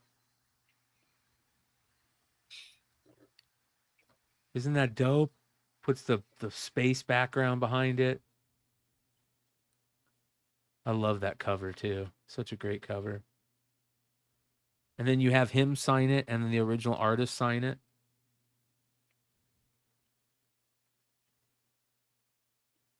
This is almost like a sketch cover, right? Or a remarked cover in a way. How much do you think it costs to do this, or to Probably get a book like treated like $10 in material, I'd imagine. But his time is what's the part that, you know. Get him to do a Will Jack cover, dude. Look at this, dude. I was gonna say, whatever it costs, it's got to be enough to put it on a nicer book than some of the ones he's showing in his display there. Look at this. Did it on a J. Scott Campbell. Made it matte foil and stand out like that. This one's the one of the best ones he's ever done. Is there a long waiting list for this guy? Does anybody know? I don't know. We started looking at him a couple months ago, I want to say, but I've never reached out to the guy. I wonder if he sells these on eBay, dude. I know they sell. I think somebody was telling me that he gives them to a guy on Whatnot to sell, or maybe a dealer he knows sells them for him. I'd like to see what he does. Dude. I want to see what he does with a Monsters book. Oh, bro. Really, this is one of my all-time favorite books right here. Who is this again? He goes by Final Cut Design. Jay Sheehan. This is beautiful. I love the metal wings. And then he does this chromium. Look at this chromium that he puts on here. Oh, his commission list is currently closed. There you go. Oh, he's on Whatnot too. There you go. Oh, these guys that do these blind bags, should get a hold of him, have him do a couple of one-on-ones. That's a great idea. Great idea, John. Great bags. fucking idea. Somebody get Clutch on the phone. Yep. Oh, I'm looking at his website right now. So, you can get one for like 220. It's actually on the Scott Williams website. Like you can get the X-Men 11, the X-Men 1. Oh, you mean the one that he's already done? Yeah. Like there's. I'm wondering how much does it cost to commission him to do a book I want to send. Oh, I have no idea, but I'm just saying that. I'm sure he has a price list. Well, I mean, I'm gonna guess it's gonna cost you around $200. He's probably got tons of those stencils. That's a sketch. But I'd get him to do it. I'd get him to do it to like a $500 book if I'm going to pay $200. Yeah, I wouldn't get it done on a $10 book. Why? I mean, I don't think it matters. I think it makes a $10 book a $200 book.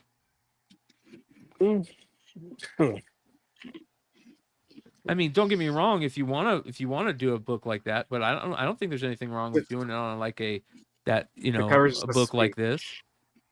The cover just needs to be iconic. Yeah. It's all so. Yeah, you should do it on that. What's that one Frank Miller did? Dark Knight Returns. No, the one he did with Campbell. Essentia. Yeah. Look at this fucking Colossus, dude.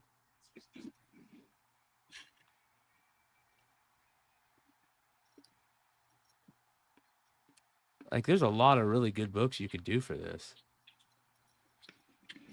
I'm almost certain if you get it, if that looks as good as it does in person, I guarantee if you send one to CGC, they wouldn't know what to do with that. They probably wouldn't even know that that's some shit that he did. Just get a witness. They would probably reject it. Not if you get a witness.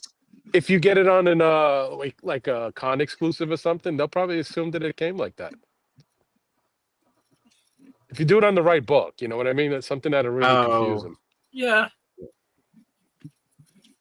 You if can you do fill it out on a the paper. vintage, if you do it on a vintage book, they're gonna know right away. But if you get a con exclusive, they probably wouldn't know. Yeah, they won't know. Oh, if you fill out the paperwork, funny too, like put spot foil on it or whatever, they probably had no idea. One of the greatest comic books ever created is a book that we don't talk about enough. And shout out to Three Rivers Comics for spotlighting this book. Jab number 3. They shot a bullet hole through it. Okay, you guys? And the bullet holes are different sizes, right? There's 357s, there's 9mm, there's 38s. So they're varying sizes, right? And they only did so many. So like it made it so different.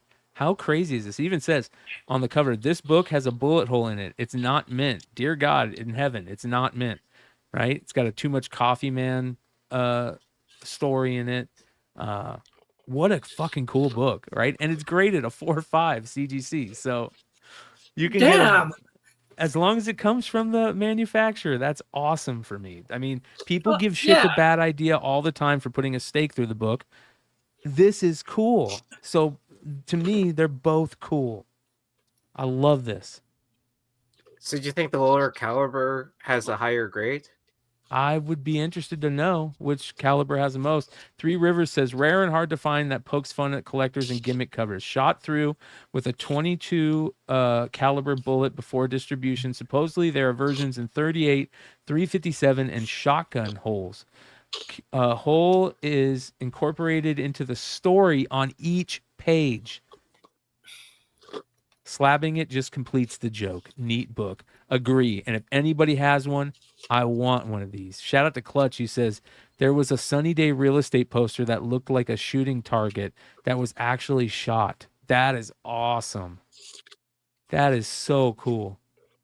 Yeah, the bullet hole is right here, and it's like a 3D cover, right?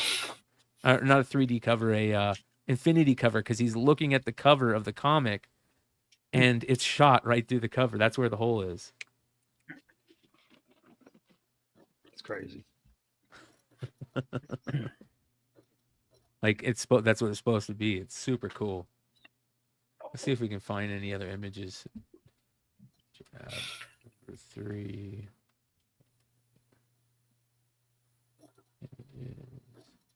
There we go. Yeah, see? Here's another one. Look at his. This one was the one shot with a... There's one that's shot with a bigger caliber. Or maybe not. But it looks bigger. In the interior pages has a character getting shot. This is so smart, dude.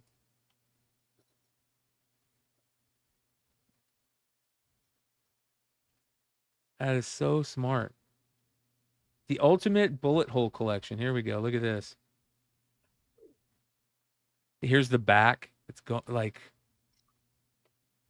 it blew apart his head. Here, this guy is shooting a gun. That's awesome. It shows each page where it takes place in the story. This one, it shot out a tire. Shot this guy. Unbelievable. Wow, look at that. And here's the back. The Ultimate Bullet Hole Collector's Edition. Is the 22 caliber hole in your copy of Jab just not macho enough for you? There's a 9mm, a 45 caliber, a 357, and a shotgun. The shotgun was $10. The 357 was $8. The 45 was $7, and the 9mm was $6. But if you got the 22 caliber one, it was only $250. How awesome is that? Holy shit, that's cool. All right, that's nuts. Yeah, let's check my my Jabs and my Too Much Coffee Man section down at the collection I bought. Yeah. Well, we kind of talked about it. The Monster and the Wolf blind bags are out. Look at these things. It's They're up for pre-order. Yeah. Yeah. So from an Did idea, you order any, Brian? I haven't ordered any yet, but I'm definitely going to order some. I plan to order as many as I can get. Are they I've already got 300. You heard?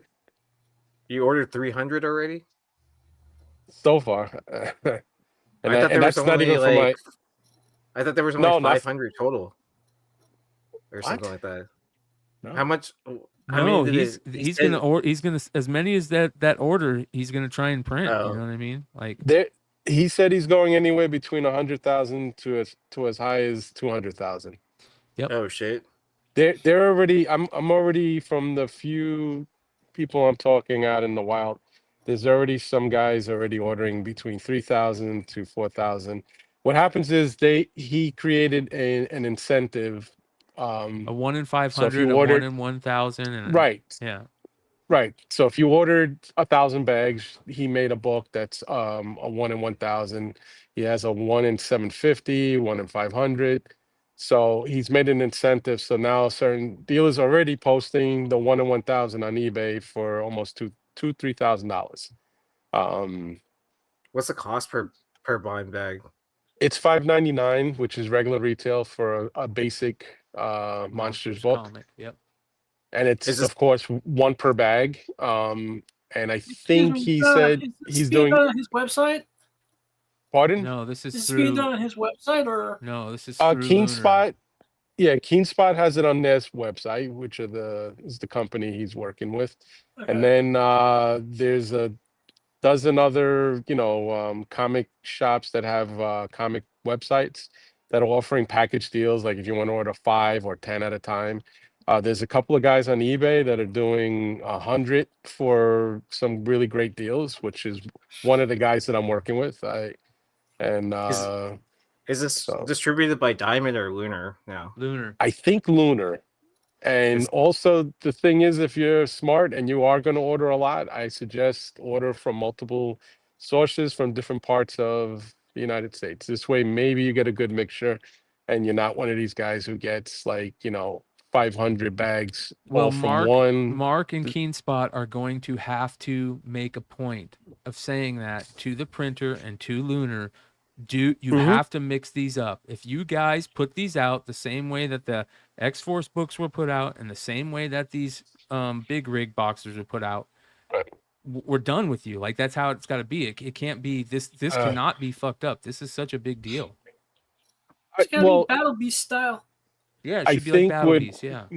Mark being a little hands-on with this, it's probably not going to get fucked up. But again, I just to be cautious, I did order from 3 different sources from way different places, and I haven't even talked to my LCS yet. I'm supposed to be doing about 200 bags for my LCS, so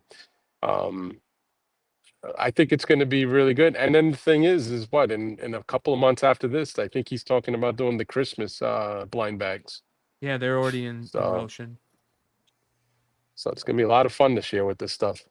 Well, not only this, there's also rumors of other blind bags and other cool things being attached to this. So we'll keep you guys updated with that.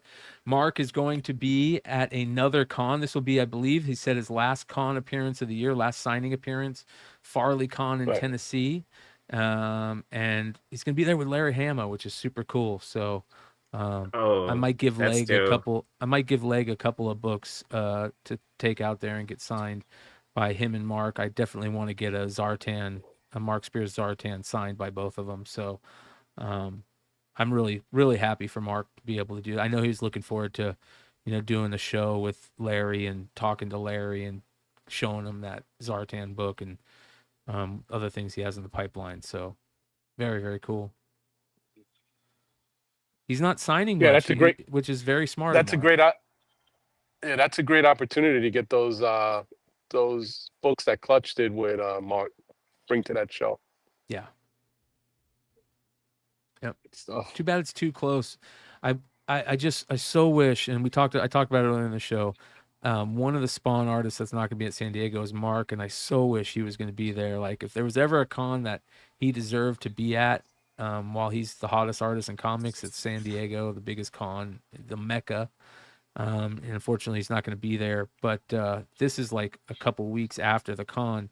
I would have went to it. It's just too close after the con. I gotta refill the coffers before I go to another con. So I'm gonna try and get out to New York hopefully I can convince Mark to maybe go to New York or MegaCon and see him out there one of these shows. So we'll see. But I'll be over there at FarleyCon with Lake. Yeah.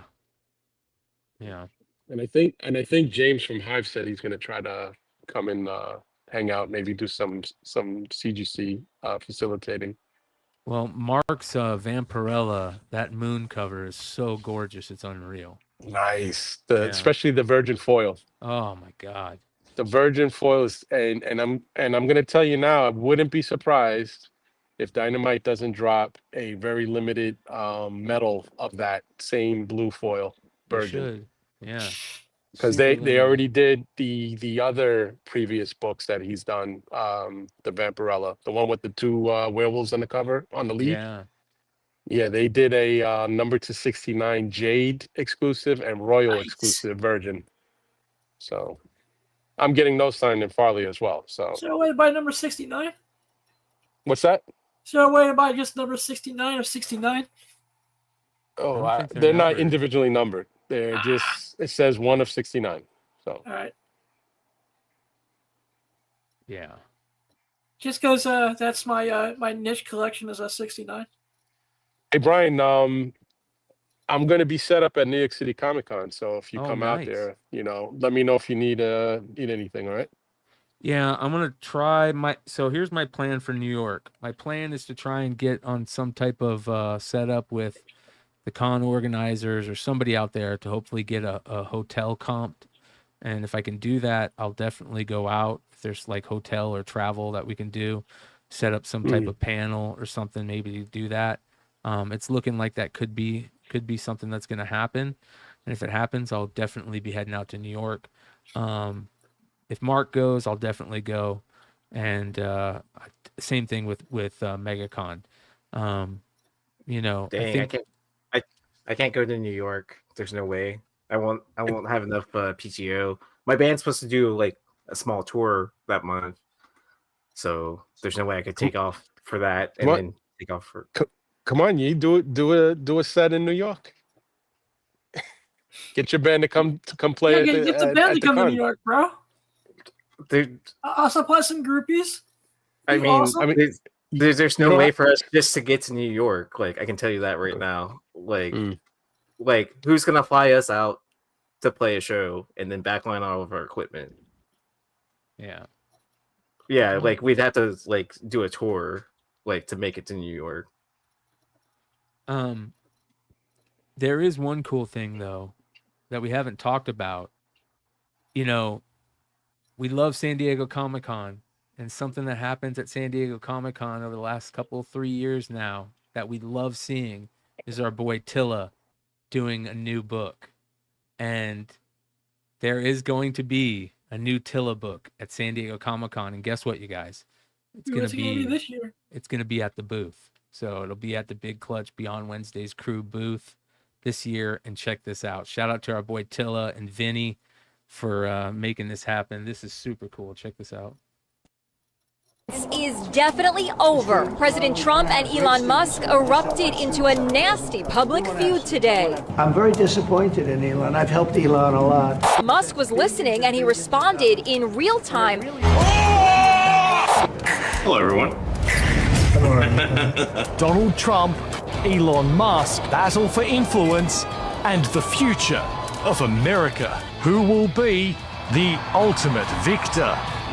That's dope. Musk versus Trump, a nice little Death of Superman homage from Blank Canvas. That's awesome. Yeah. So, gotta love our boy Tilla. And there we go. Let's see how I just messaged him asking if he was showing up to the con this year. So, there we go. Now we know. He's one of the guys we love seeing at every con. But next year.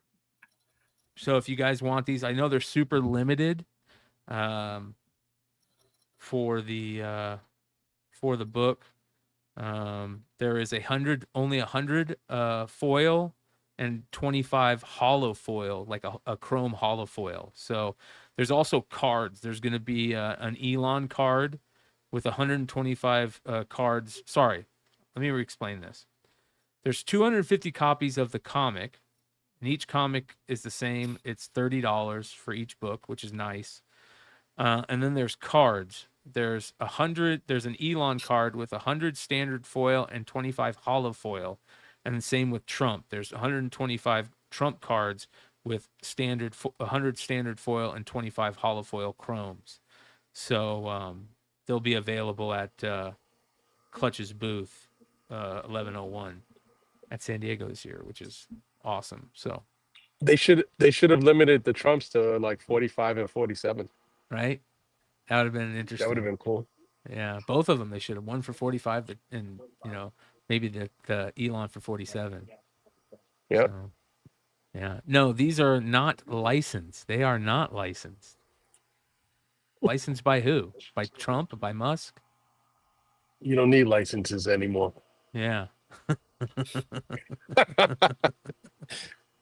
So there you go.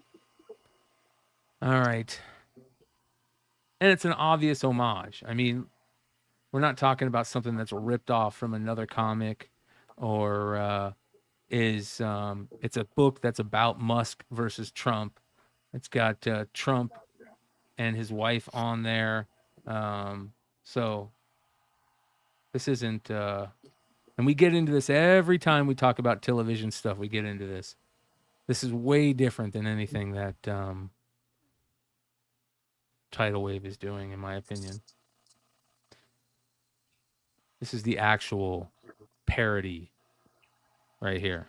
Yeah, this is definitely parody. Yep.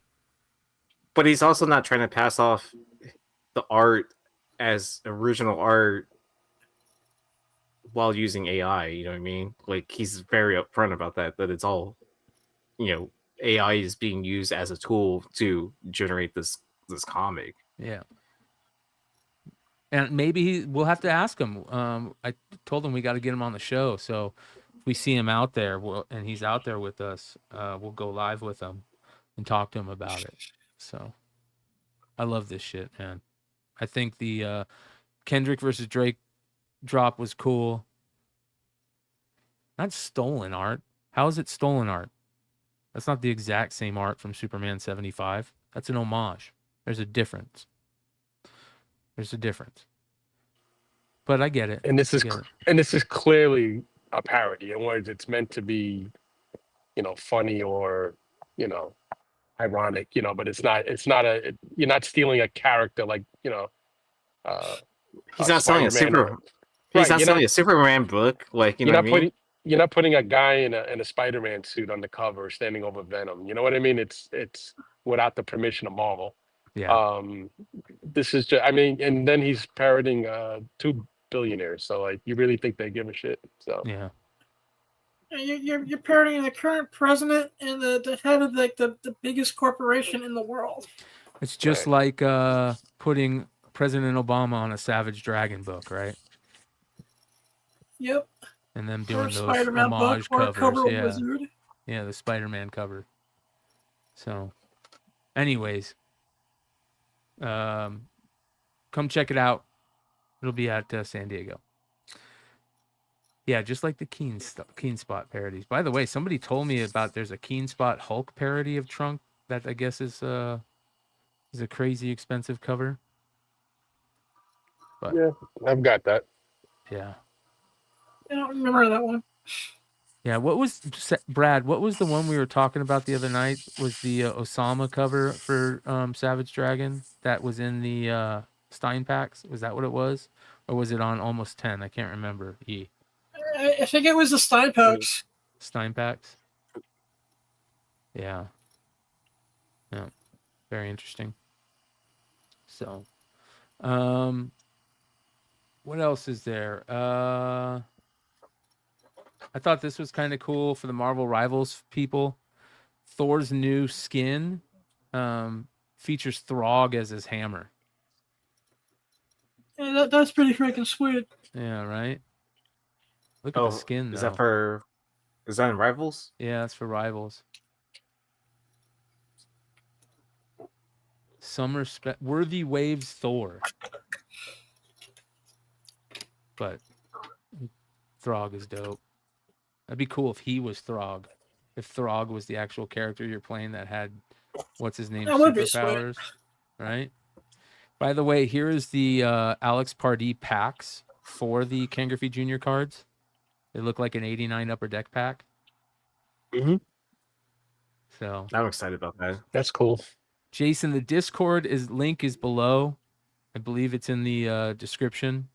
There should be a an invite link that's always open. There we go. Yeah. So, what else was there? I think that's about it.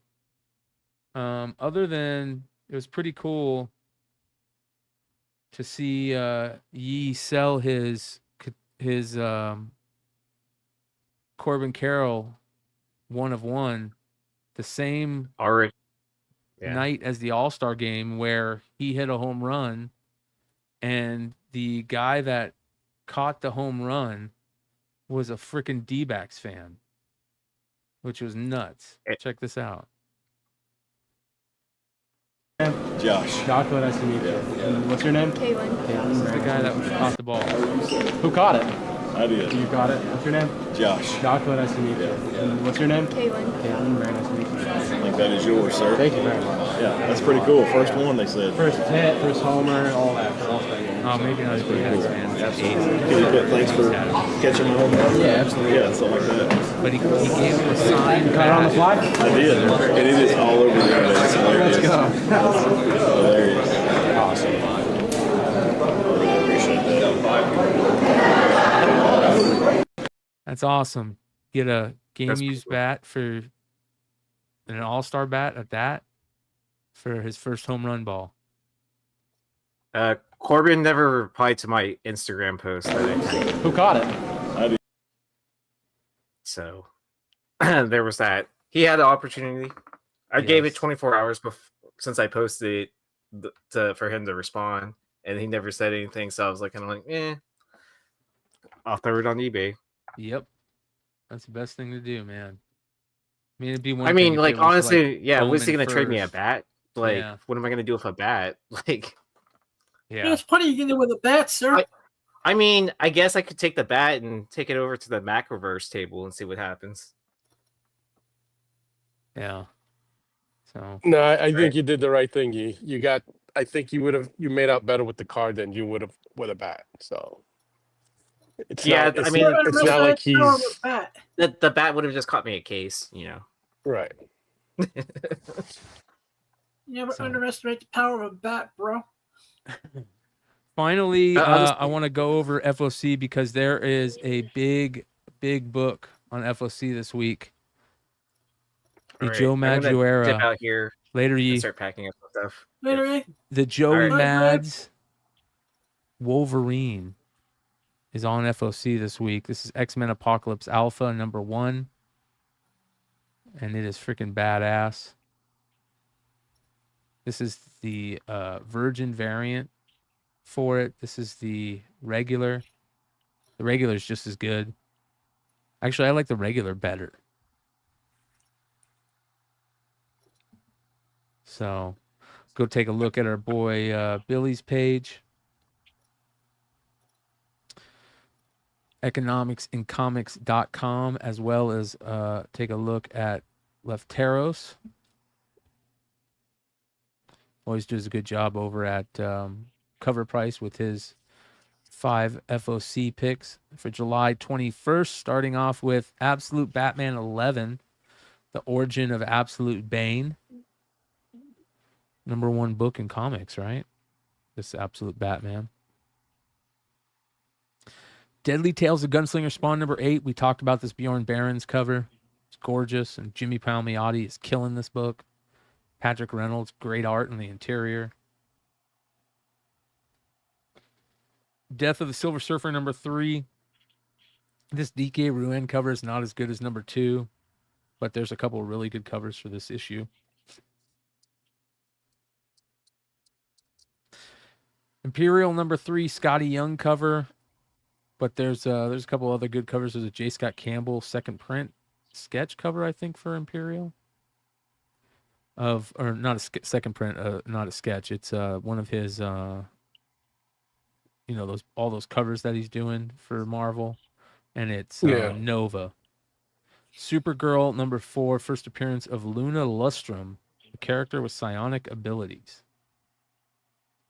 She's on the cover, which is interesting. Sophie Campbell cover. Very nice.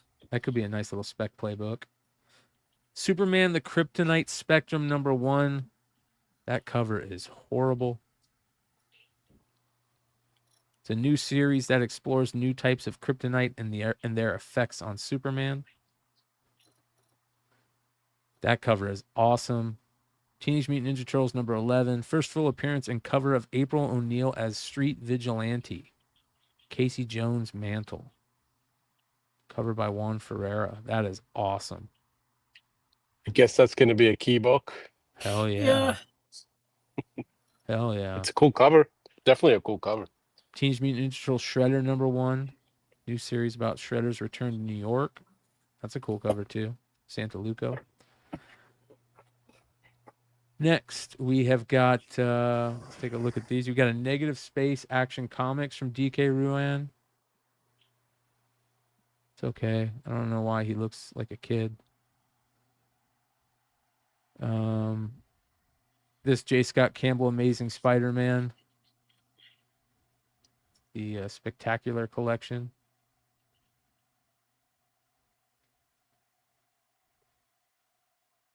This Aquaman cover right here. Galman. It's an interesting cover.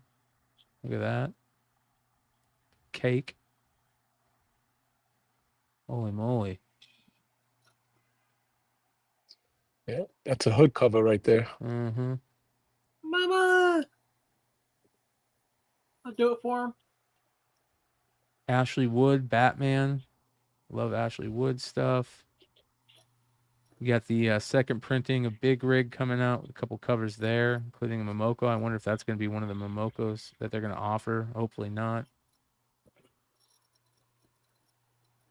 Bring on the Bad Guys. You got a Dormammu, J. Scott Campbell. That's going to be interesting. Miguel Mercado, J. Scott Campbell, Dormammu. And then, of course, the amazing Lee Bermejo. Every single cover he's done. Those are the ones that I'm buying. Those are they're just the best. They're really, really well done. Agree. And I love that he's got the hands of the hero in every single cover, like trying to either defend or deflect the villain's attack. He's really well done. I have the stories just as good as all the ever bring on the Bad Guy stories too. I've been enjoying it. Cemetery Kids Run Rabid. That looks interesting. Crazy Martin Simmons cover. Conan by Sweeney Boo. Let's take a look. Look at this. It's interesting. Wish the snake was alive.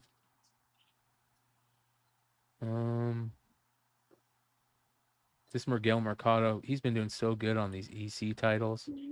Look at that. Yeah. Holy shit. And they're actually pretty cool to read. He's one of the top 5 cover artists in the game right now. Mm-hmm. His pen's on fire. There's the Fire and Ice. Hughes. Who's this? Is it Jack Hughes? Not Adam Hughes. Jack Hughes. And then Terry Dodson.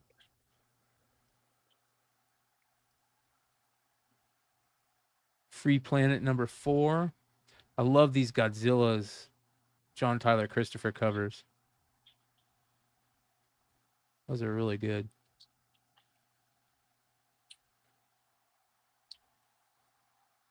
And then we have a couple more here. Rian Gonzalez, Green Lantern Corps. I Hate Fairyland. Fashion School Killer. Battle Beast, 4th printing of #1. King Spawn. This gorgeous Lozano. Lozano's another one of those guys who's like on fire too. Everything he puts out. Yep. Everything. That's an amazing cover. Yeah. Yeah. No swag, but we're going to be hanging out after the show talking about it with a couple people. So if you want to jump on, you're more than welcome, bro. Let's see here.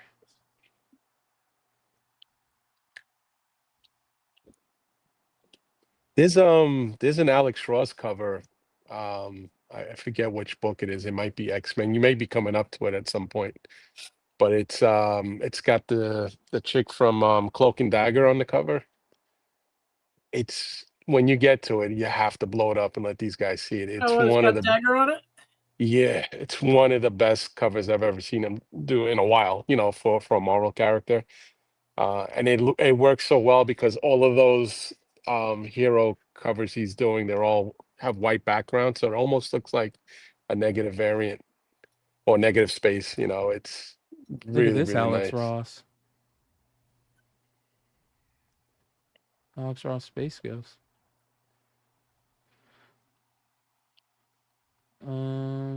Spawn. What issue is that Spawn? Or is it King Spawn that's hitting 50? Which one is it? Is it's I King think it's Spawn, right? King Spawn, yeah.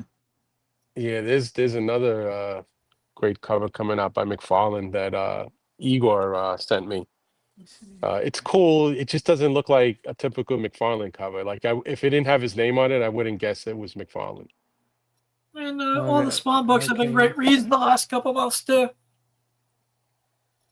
Speaking of that, McFarlane, that looks like a little McFarlane homage. Shredder. A little bit. Kind of looks like his Spawn #5 cover, where he's on the edge of the roof, looking down. Daniel Warren Johnson Transformers. It's a pretty cool cover. Hey, talking about Transformers, where's Nate been lately? He's been around. He's just been busy. That Oh, guy's he's, that guy's always flying around the country doing for work and stuff. He bought some Hyde Street original art. The Yeah, I know. cereal I've box been covers. dying for him to get back on so I can check it out. I'm sure he'll show it off a little. Yeah, no, he's got to be busy because he hasn't even returned any of my messages on IG, which he normally gets back to me right away. So that's how I know he's traveling. All right, where did that go? Read, open, close tab. Open, close tab. Reopen, close tab. Maybe that's not going to work. New comics this week.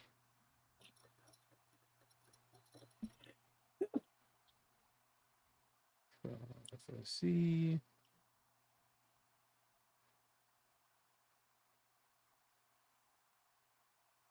Variants. All right. And then there's a couple of decent variants. Nothing really crazy.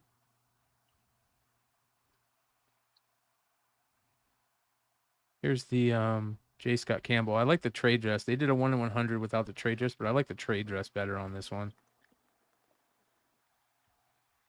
Kind of a rare male J. Scott Campbell cover.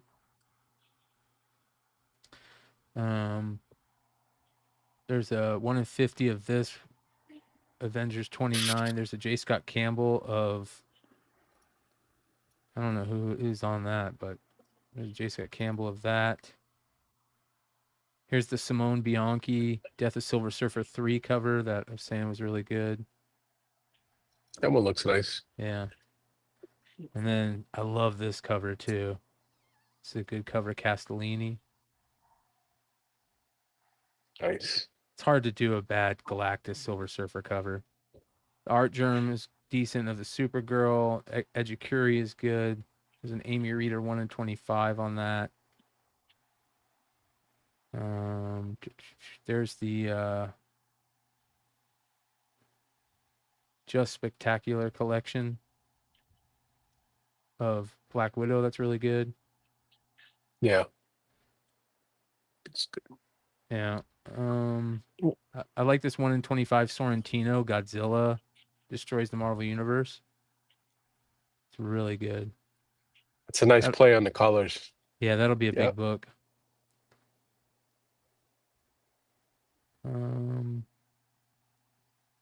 This 1 in 25 variant for Superman Kryptonite Spectrum, that's interesting. Kind of an interesting cover. Takes you a second to kind of see everything that's going on there. Yeah.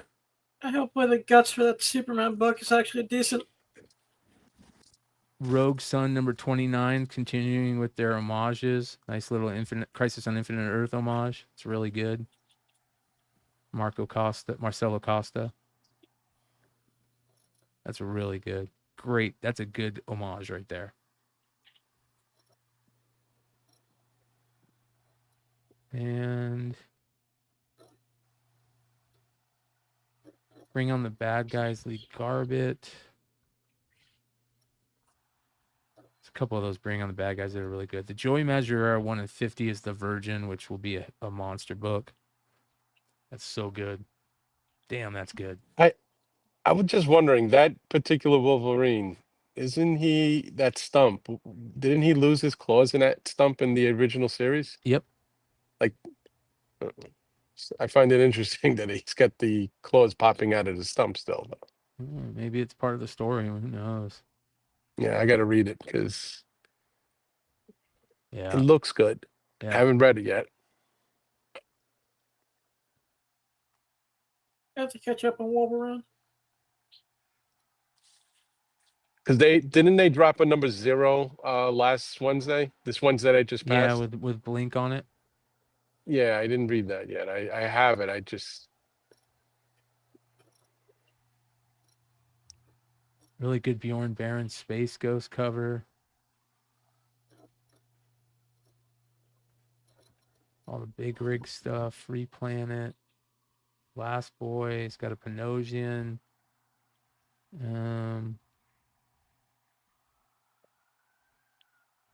There's the Lozano. Lady Gunfighter. Declan Shalvey Terminator. All right, where's the Alex Ross? You said it was for X-Men? I think it's an X-Men title. It's and it's got what's her name? Dagger as the character on the cover. I could be wrong. Maybe it's not dropping this week, but it was shared to me, and when I saw it, I was just like, I absolutely have to get. There it is. Yep, that's it right there. What's the book? Spider-Girl number 4, Timeless. Oh, okay. I was completely wrong then. All right, Yeah. but so well done. Yeah, that is good. Sanford Green is going to be at San Diego. I'm going to be bringing him a couple of books to get signed, which is cool.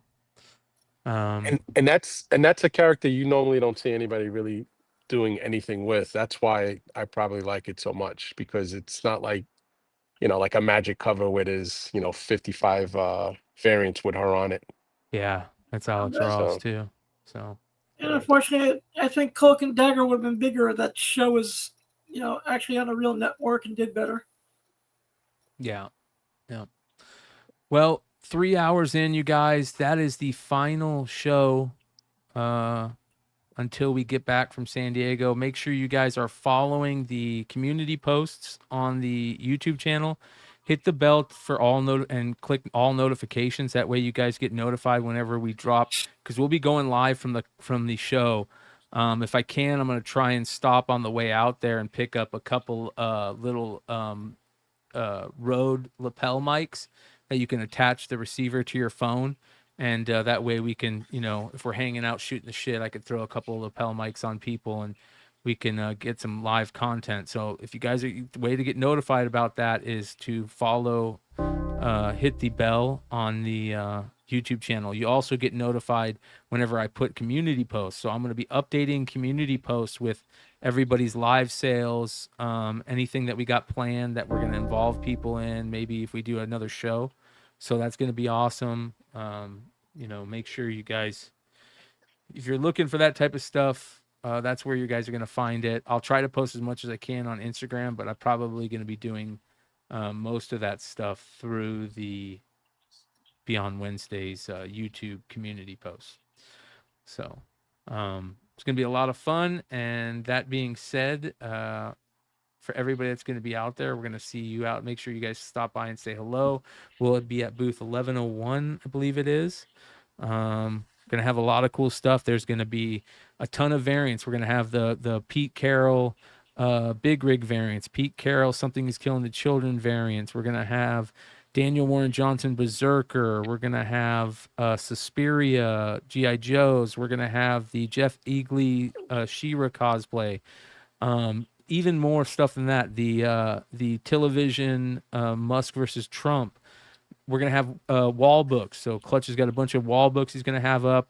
I'll be bringing a 7.5 signature series double signed Hulk 181.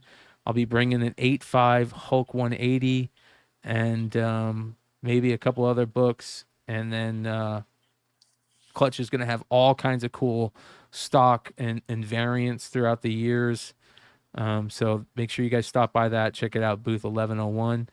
And it's going to be a lot of fun. So I want to give a quick shout out to everybody that supported monetarily during this episode. Big shout out to our boy Alex for donating not only a $10 super chat, but also 10 gifted memberships, which is awesome. Hi Nathan gifted 20 memberships, which is awesome. So congratulations to everybody that got a membership. That was awesome. Doc Comics, thank you for joining the membership. Funhouse Comics dropped a $9.99 super chat. Thank you so much, man. And then we've had a couple extra subscribers and stuff over the past couple days. So appreciate all you guys. That's the best way you guys can support Beyond Wednesdays and keep this channel going is by doing what you're doing. Watching the live shows, hanging out with us in the live chat. That makes it amazing. Thank you to everybody that catches it on the replay. Stopping by the Beyond Wednesdays store, which is linked below, beyondwednesdays.store. And, the way that you guys support us with gifted memberships, buying memberships, super chats, that pays for the programs that I use to do this stuff. StreamYard, I use the highest level of StreamYard. I also do all my editing and stuff for OBS through Premiere. That's a couple $100 a month alone. So I can't thank you guys enough, seriously, that, pay for that to make this show happen. So, and thank you to all these guys that jump on with me and give their time so graciously to make this show what it is. I can't wait to see all you guys in San Diego. I hope to see these two guys in New York later this year, October. And that being said, much love. We'll see you soon. Adios.